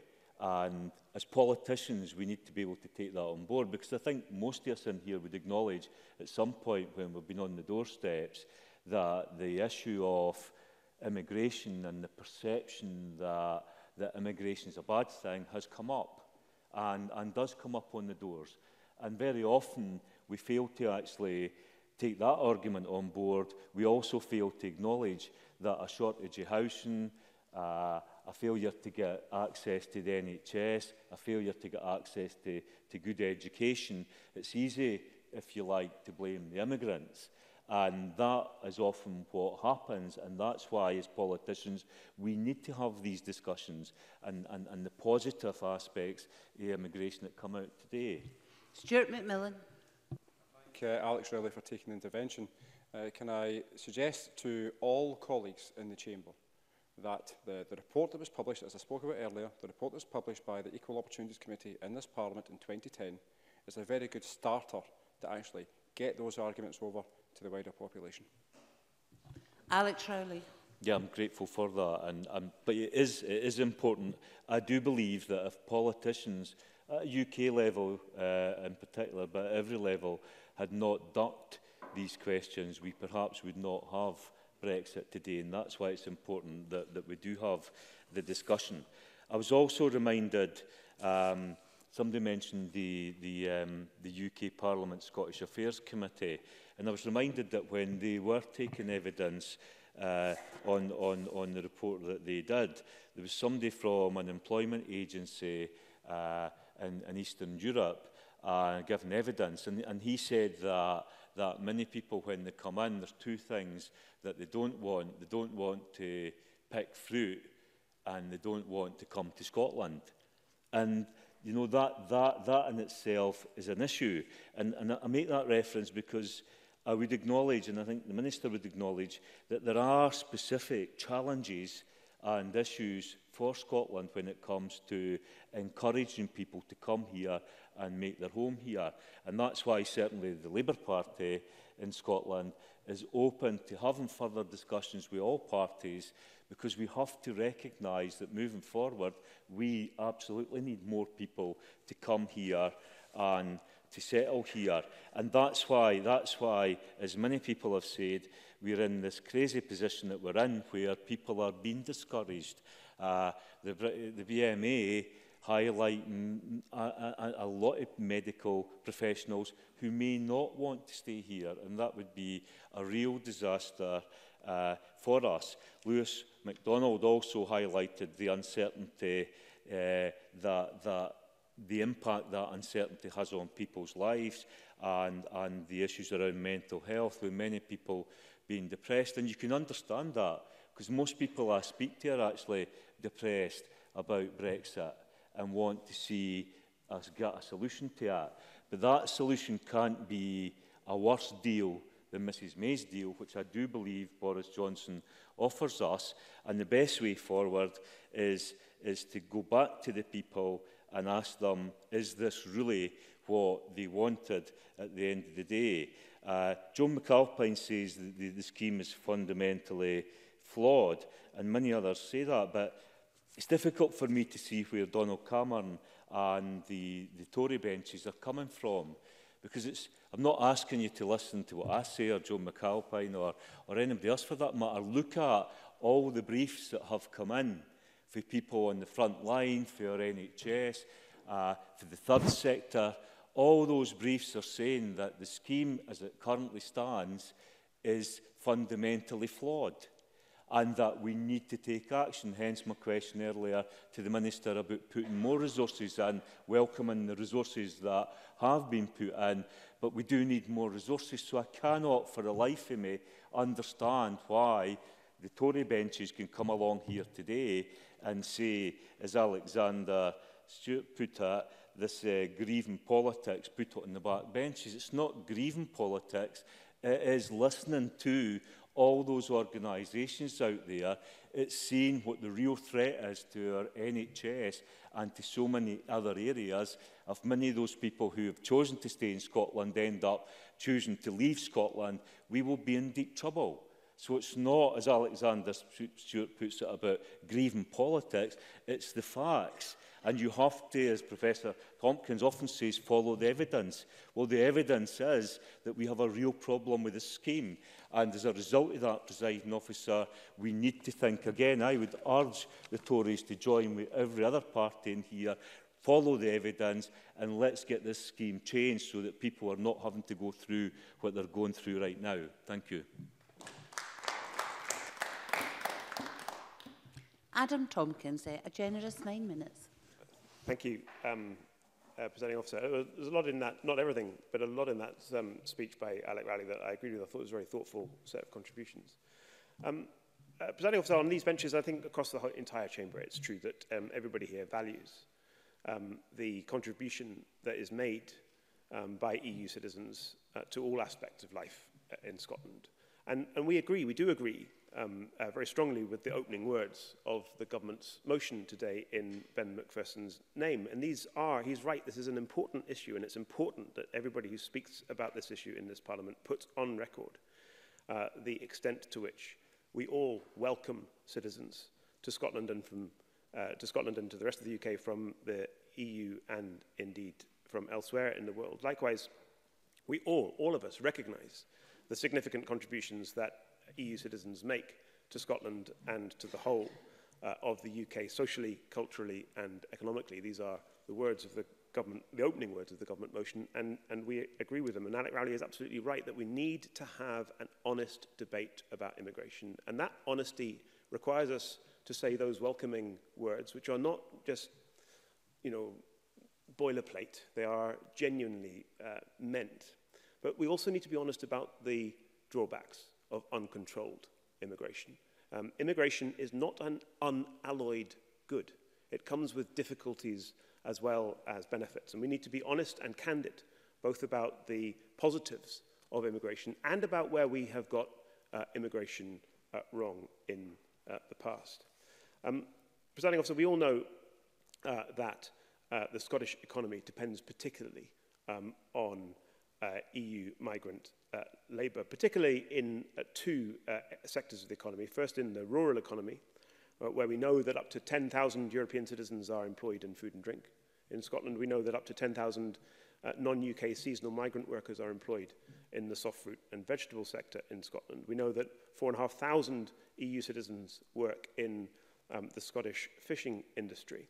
And we also know that in the sector of the economy that I know best, and I declare an interest as an employee of the University of Glasgow, in the higher education market, there is a very significant and very welcome element of European labour. Labour doesn't sound quite the right word for what academics do, Presiding Officer, but there it is, in a very important part of the employment market. 14% of researchers in Scotland are from non-EU foreign countries, and 67% are from the UK, and 19% are from the EU. Scotland needs, this is the important, these are all statistics that we're familiar with, Presiding Officer, this is the importance of them. Scotland needs migrant labour, both from the European Union and from beyond. And the Scottish Conservatives have consistently campaigned for a UK-wide immigration policy that recognises, that supports and that accommodates that need. That's why Scottish Conservatives, led by Kirstine Hare, have campaigned for an increase to the seasonal agricultural workers scheme, as Donald Cameron said, an increase that has now been delivered by this Conservative government. That's why Scottish Conservatives, led by my friend and colleague Liz Smith, have campaigned for the post-study work visa to be reintroduced, a policy that has now been adopted by the current Boris Johnson government. Two minutes, and I will happily give way. And that's why Scottish Conservatives have said that the £30,000 salary threshold recommended by the Migration Advisory Committee, frankly, will not work for Scotland. And that's why Scottish Conservatives have welcomed the Prime Minister's most recent announcement for a new NHS visa route benefiting healthcare professionals. We recognise the need in the Scottish economy for migrant labour. We welcome it and we support it, and our policies underscore that. Happy to give way to Mr McCarthy. Liam MacArthur. I'm very grateful to Adam Tompkins for giving way, and I think I've a great deal of sympathy with much of what he's just said. But what he's described is very transactional. It talks to the economic impact, if you like, that EU nationals and other immigrants make to our communities. But they make a far more significant contribution across a range of factors, the creative contribution they make, which cannot be measured by the transactional mechanisms that he's outlined that the UK government seems to be pushing forward. Adam Tompkins. I agree with that unreservedly. I mean, I'm just talking at the moment about the economic benefits because it's been the focus of so much of the debate. But I have no argument with Mr MacArthur whatsoever about the social and about the cultural benefits of that enrich our communities and our society in all of the manners, in all of the ways in which he's just described. He's absolutely right about that. And I don't think anybody in this chamber disagrees with any of those points.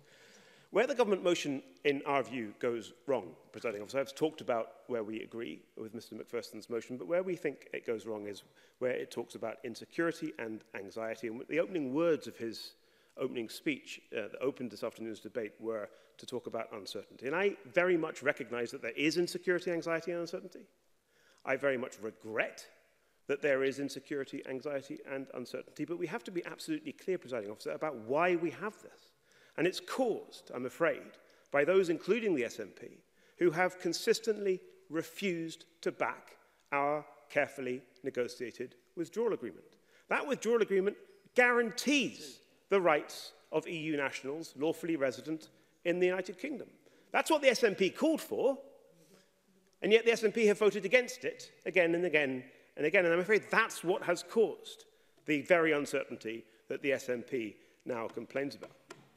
Now, The government motion also insists that existing rights of EU nationals lawfully resident in the United Kingdom should be maintained and that people should not have to apply for rights that they currently have. And I'm sorry, but I just have to say to Mr Macpherson, I think this argument is misconceived. And I think it's misconceived for reasons that were touched on in Alec Rowley's remarks a few moments ago.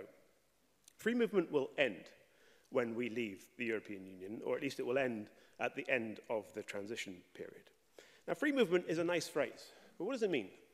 What it means is uncontrolled immigration. That is what it has come to mean. I was very interested in what Annabel Ewing, who was a lawyer in Brussels for many years before she turned to elected politics, had to say about this. She said that the European Union was created in order to prosecute peace in Europe through trade. And she's right about that. And when free movement was written into the treaties, in the early days of the European Union, it wasn't about free movement. It wasn't about citizens. It wasn't about citizenship. It was about free movement of workers. It was an economic right. It was transactional, to use the word, not at the moment, it was transactional, to use the word that Mr MacArthur was using earlier. But it has become so much more than that under the uncontrolled EU law. Free movement means uncontrolled immigration. And under EU law, as Annabel Ewing surely knows, it is increasingly uncontrolled through the jurisprudence of the Court of Justice. Now, I want to be absolutely candid about this, I want controlled immigration. I don't want uncontrolled immigration. But I want those controls to be fair, I want them to be balanced, and I want them, crucially, to be based on need. I don't particularly care. I will if I have time. I don't particularly care where people come from, presiding officer. I care what people can contribute to British and to Scottish society, culture, and economy. I want a points-based immigration system that recognises all of this in law. And of course, that's exactly what the SNP said that they would want for an independent Scotland. They want a points-based immigration system. Boris Johnson's government is going to deliver a points-based immigration system, and I think we should all come together to agree and support that. Happy to give way to Annabel Ewing. Annabel Ewing. I'm grateful to Adam Tompkins for giving way. Of course, the EU was founded on the 4 fundamental freedoms, being workers, certainly, goods, capital and services. I think it's important to bear that in mind. But going back to the fundamental question here, why should EU citizens who are in Scotland have to apply for rights that they have already acquired? That is the key issue. Why does Adam Tompkins not therefore support a declaratory system? Adam Tompkins. The answer is because decisions that are taken in referendums change things. I mean, Annabel Ewing and I were on the same side in the EU referendum campaign. We both campaigned for a Remain vote, and we lost, unfortunately. We lost. And the fact is that referendums decide things, and one of the consequences of the decision that was taken by the British people in that open and democratic referendum was that we were going to have to change aspects of our law, and we were going to bring back control of immigration controls. Presiding officer, I want to close. I don't know how long I have left, but I want to close by just, I've talked about where I agree and disagree with the government motion. I want to talk a bit about our amendment to that, and to focus in particular on its last words, which are to say that we want an immigration system that ensures that the UK is a place that attracts the best and the brightest talents from around the world.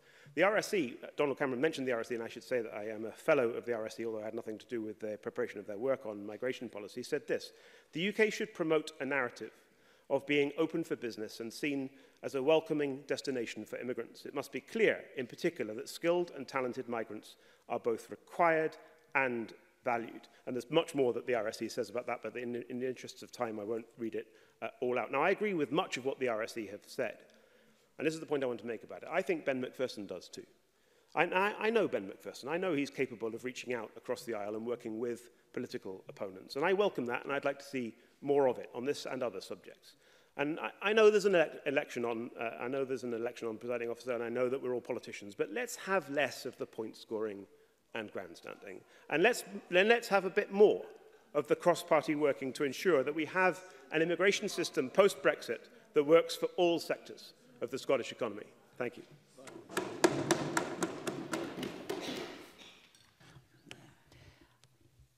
Call Ben Macpherson, if you could take us up to decision time, please, which is about 12 minutes or so. Thank you very much, Presiding Officer. And thank you to all members for their contribution to today's really important debate. As Alec Rowley said in his summing up, it's so important that in the current context and considering both Scotland's story and Scotland's future, that we talk about issues of immigration and we talk about the value of the people who've come here, the contributions that they make and have made to our economy, our public services, our shared culture, and the welfare and enrichment of our communities. But also how we continue to attract people, both from within the UK, and indeed we have net migration into Scotland from the rest of the UK, and the expert advisory group will look at how we, what more can be considered around that in response to a point Jamie Green raised as well. And we continue to consider overall immigration policy around Scotland's needs and aspirations and values, and how we continue to attract people in any post-Brexit scenario, and indeed continue to make the case for tailored solutions for Scotland. But today's debate, while it's good that we discuss those wider issues, and of course I welcome that, but today's debate is focused on the EU citizens, EEA citizens who are here now and have been here for a long, long time in many cases. It was mentioned that by a number of speakers that it equates to 4% of the population, 221,000 people. But I think we need to think of it in much bigger and much more nuanced ways than just those big numbers. Yes, the amount of people in the different industries that were touched on by a number of speakers is hugely important to understand and value the contributions to different parts of the sectors of Scotland's economy. But today, for me, I think that the most powerful contributions today were those of Liam MacArthur and Fulton McGregor, who talked about individual conversations that they've had as elected members with constituents and the issues that constituents have faced around dealing with this EU settlement scheme. And it's emotional for that way. And while I recognise the fact that the Conservative Party have said that they value the contributions of EU citizens, I think the members on the Conservative benches need to consider what has been said by others in the Chamber and the stories that have been told in the contributions we've received in evidence and by individuals who are EU citizens across our country, of the sense of rejection that they felt as a result of having to apply to maintain their rights, of the mental health consequences that Lewis MacDonald talked so importantly about, of the sense of feeling degraded, as a number of speakers touched upon, including Joe McAlpine. And, you know, I would urge members of the Scottish Conservatives to hold events with EU citizens, like many of us have had around the Chamber. Listen to the experiences that EU citizens have had with this application-based process. I'm happy to come along if you want to organise one, because I think by asserting that this application-based system is something that is welcome or appropriate really is a poor argument. What's also a poor argument is this equation with citizens' rights from the Conservative Party and the withdrawal agreement. Since the vote in June 2016, the Conservative Party, through all that time, could have brought forward primary legislation in itself that would have enshrined the rights of EU citizens in law. To bind it with the withdrawal agreement and the Brexit process, many EU citizens have argued was using them as a pawn in those negotiations. And that is deeply unfortunate.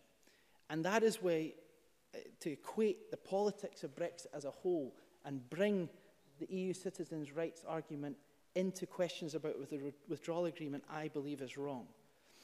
Alberto Costa, the Conservative MP before MP stood down for the election, has argued with, in the same principle as the Scottish Government for the enshrining of EU citizens' rights in law in itself. And I would encourage the Scottish Conservatives to listen to his arguments, because I think they're incredibly strong. Yes? Adam Tompkins. Very grateful to the Minister for giving way. He's being very generous with his time. Alberto Costa is a good friend of mine, as well as my parents' MP, or hopefully soon to be again MP. Is not the argument against that position, however, very simple, which is that we need to worry not only about the rights of EU nationals lawfully resident in the United Kingdom, we also need to worry equally about the rights of UK nationals living elsewhere in the EU. And there needs to be reciprocity in these arrangements. And that, for all of the will in the world, and no matter how we define parliamentary sovereignty, the UK Parliament cannot legislate for that. Ben McPherson. The rights of British citizens elsewhere in the EU, I think, is incredibly important, and that's why I met with British in Europe to hear their perspectives. However, the UK government drew a red line when it came to these issues very early on in the Brexit process, and that was the really unforgivable mistake. The arguments from the Conservative benches about keeping an application-based system because we need a physical mechanism, as Jamie Green put it, I don't think that stands up either, because there's no need. A declarative system that has a registration process is still a mechanism.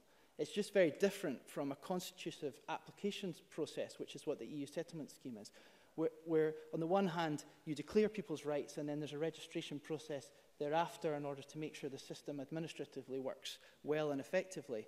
But a constitutive application-based system that we have at the moment is asking people to apply for rights they already have, which, as many have said, is insulting and also degrading.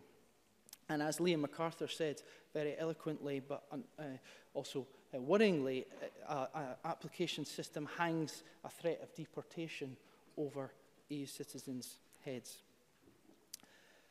In terms of the motion, I think it's also important to touch on the aspect of pre-settled status, which a number of speakers picked up on. We really, I hope we'll be able to unite as a Parliament tonight to argue that the 5 years residency requirement for settled status really is nonsensical. It's part of the very bureaucratic process that Fulton McGregor talked about all the evidence that is required in order to go through the settled status process. There's no need, and I think it's completely unjustified to argue that people should have to have lived here for 5 years to demonstrate their contribution to our society.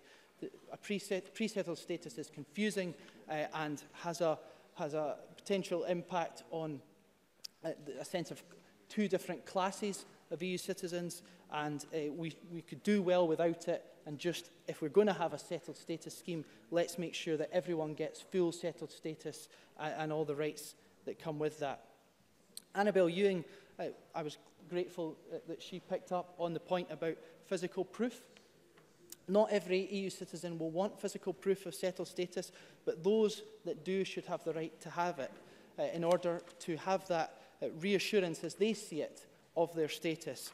And indeed, if citizens from out with the EU and the EAA and British citizens can have physical proof, then why should EU citizens be no different, particularly when, worryingly, as STVO have highlighted, but others have to me as well, where EU citizens are being asked to present their rights already to different agencies and organisations, shows that the electronic approach that the UK government have taken isn't working. The Conservative also picked up on also mentioned a number of points about what the UK government is doing with reference to their amendment. I'd just like to pick up on a number of them briefly. A number of the Conservative speakers talked about the agricultural worker scheme, and the Scottish Government welcomes the agricultural worker scheme, but it's simply inadequate for it to currently be at 2,500. But even an extension to 10,000 is inadequate, given the horticultural sector in the UK currently utilises for its economic productivity 60,000 migrant workers. So with the removal of freedom of movement and the reduced agricultural worker scheme, I don't see logically how that will support agricultural businesses here in Scotland and indeed across the UK.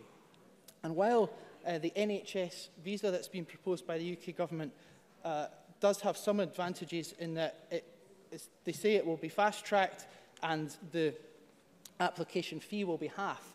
This will be a poor substitute for freedom of movement and will still involve £1,000 from every employer in order to facilitate such an individual to come here, and will still be a much increased bureaucratic process compared with freedom of movement.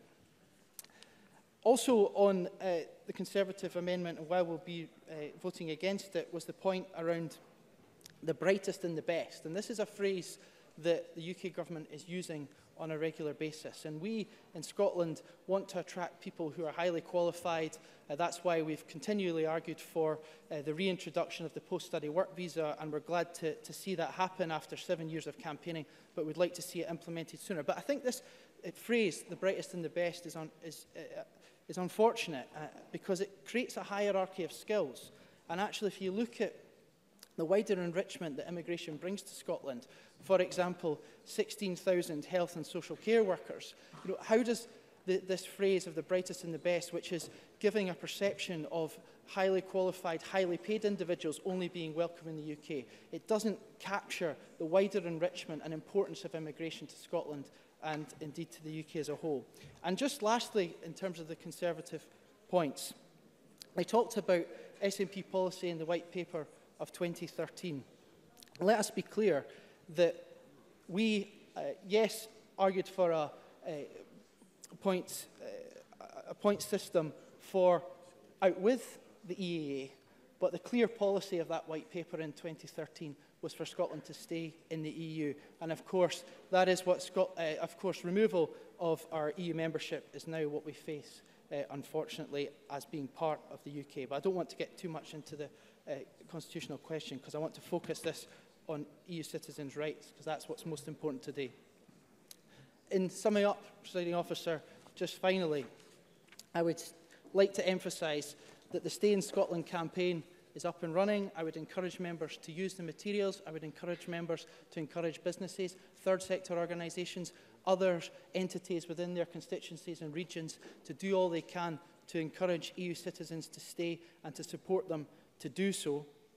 But also, I would encourage the Chamber to support the Labour amendment in the name of Claire Baker and end the government motion as amended, to call on the UK government to move from this illogical, often harmful settled status scheme which requires application to a different approach where EU citizens' rights, EU citizens who contribute so much to our society and have done so much for the benefit of Scotland, to have their rights declared and secured in law and to not have to go through a humiliating application process.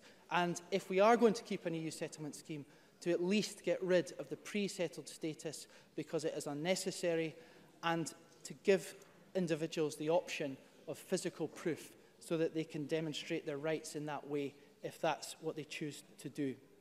Presiding Officer, EU citizens have made a huge contribution to our country. They continue to do so. So I ask Parliament to back the motion as amended by the Labour amendment. Thank you.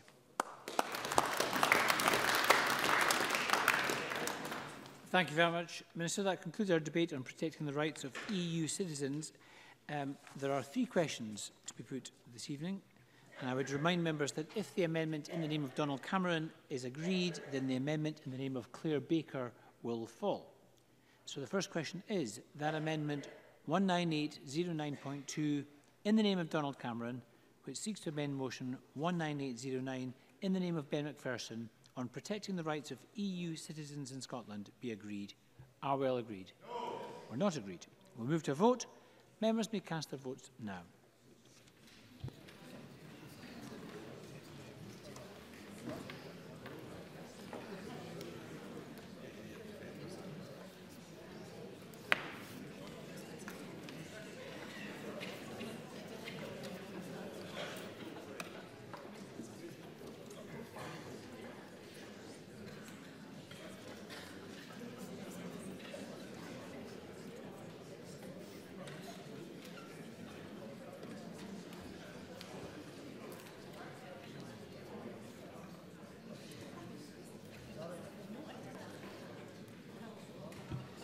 The result of the vote on amendment number 19809.2 in the name of Donald Cameron is yes 22, no 71. There were no abstentions.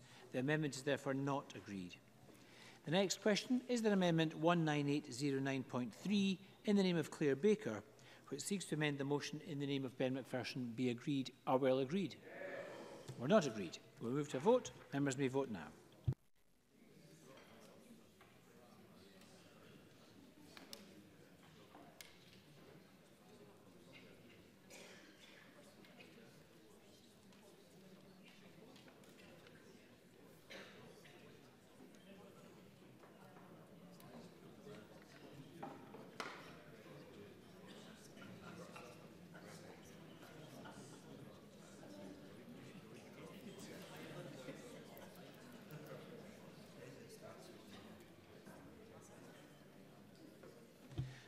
The result of the vote on amendment number 19809.3 in the name of Claire Baker is yes 71, no 22. There were no abstentions. The amendment is therefore agreed. And the final question is that motion 19809 in the name of Ben Macpherson as amended on protecting the rights of EU citizens in Scotland be agreed. Are well agreed? Yes. We're not agreed. We'll move to a division. Members may cast their votes now.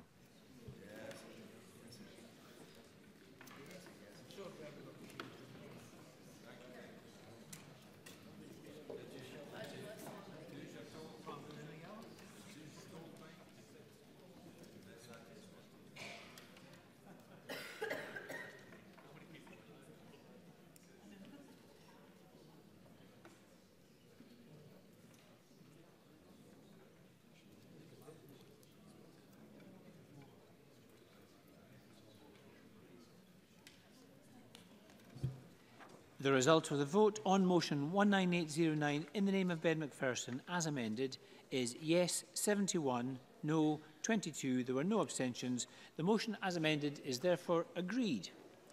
And that concludes decision time. We're going to move shortly to members' business in the name of Rachel Hamilton on tackling intimidation in public life. We'll just take a few moments for the member and ministers and others to change seats.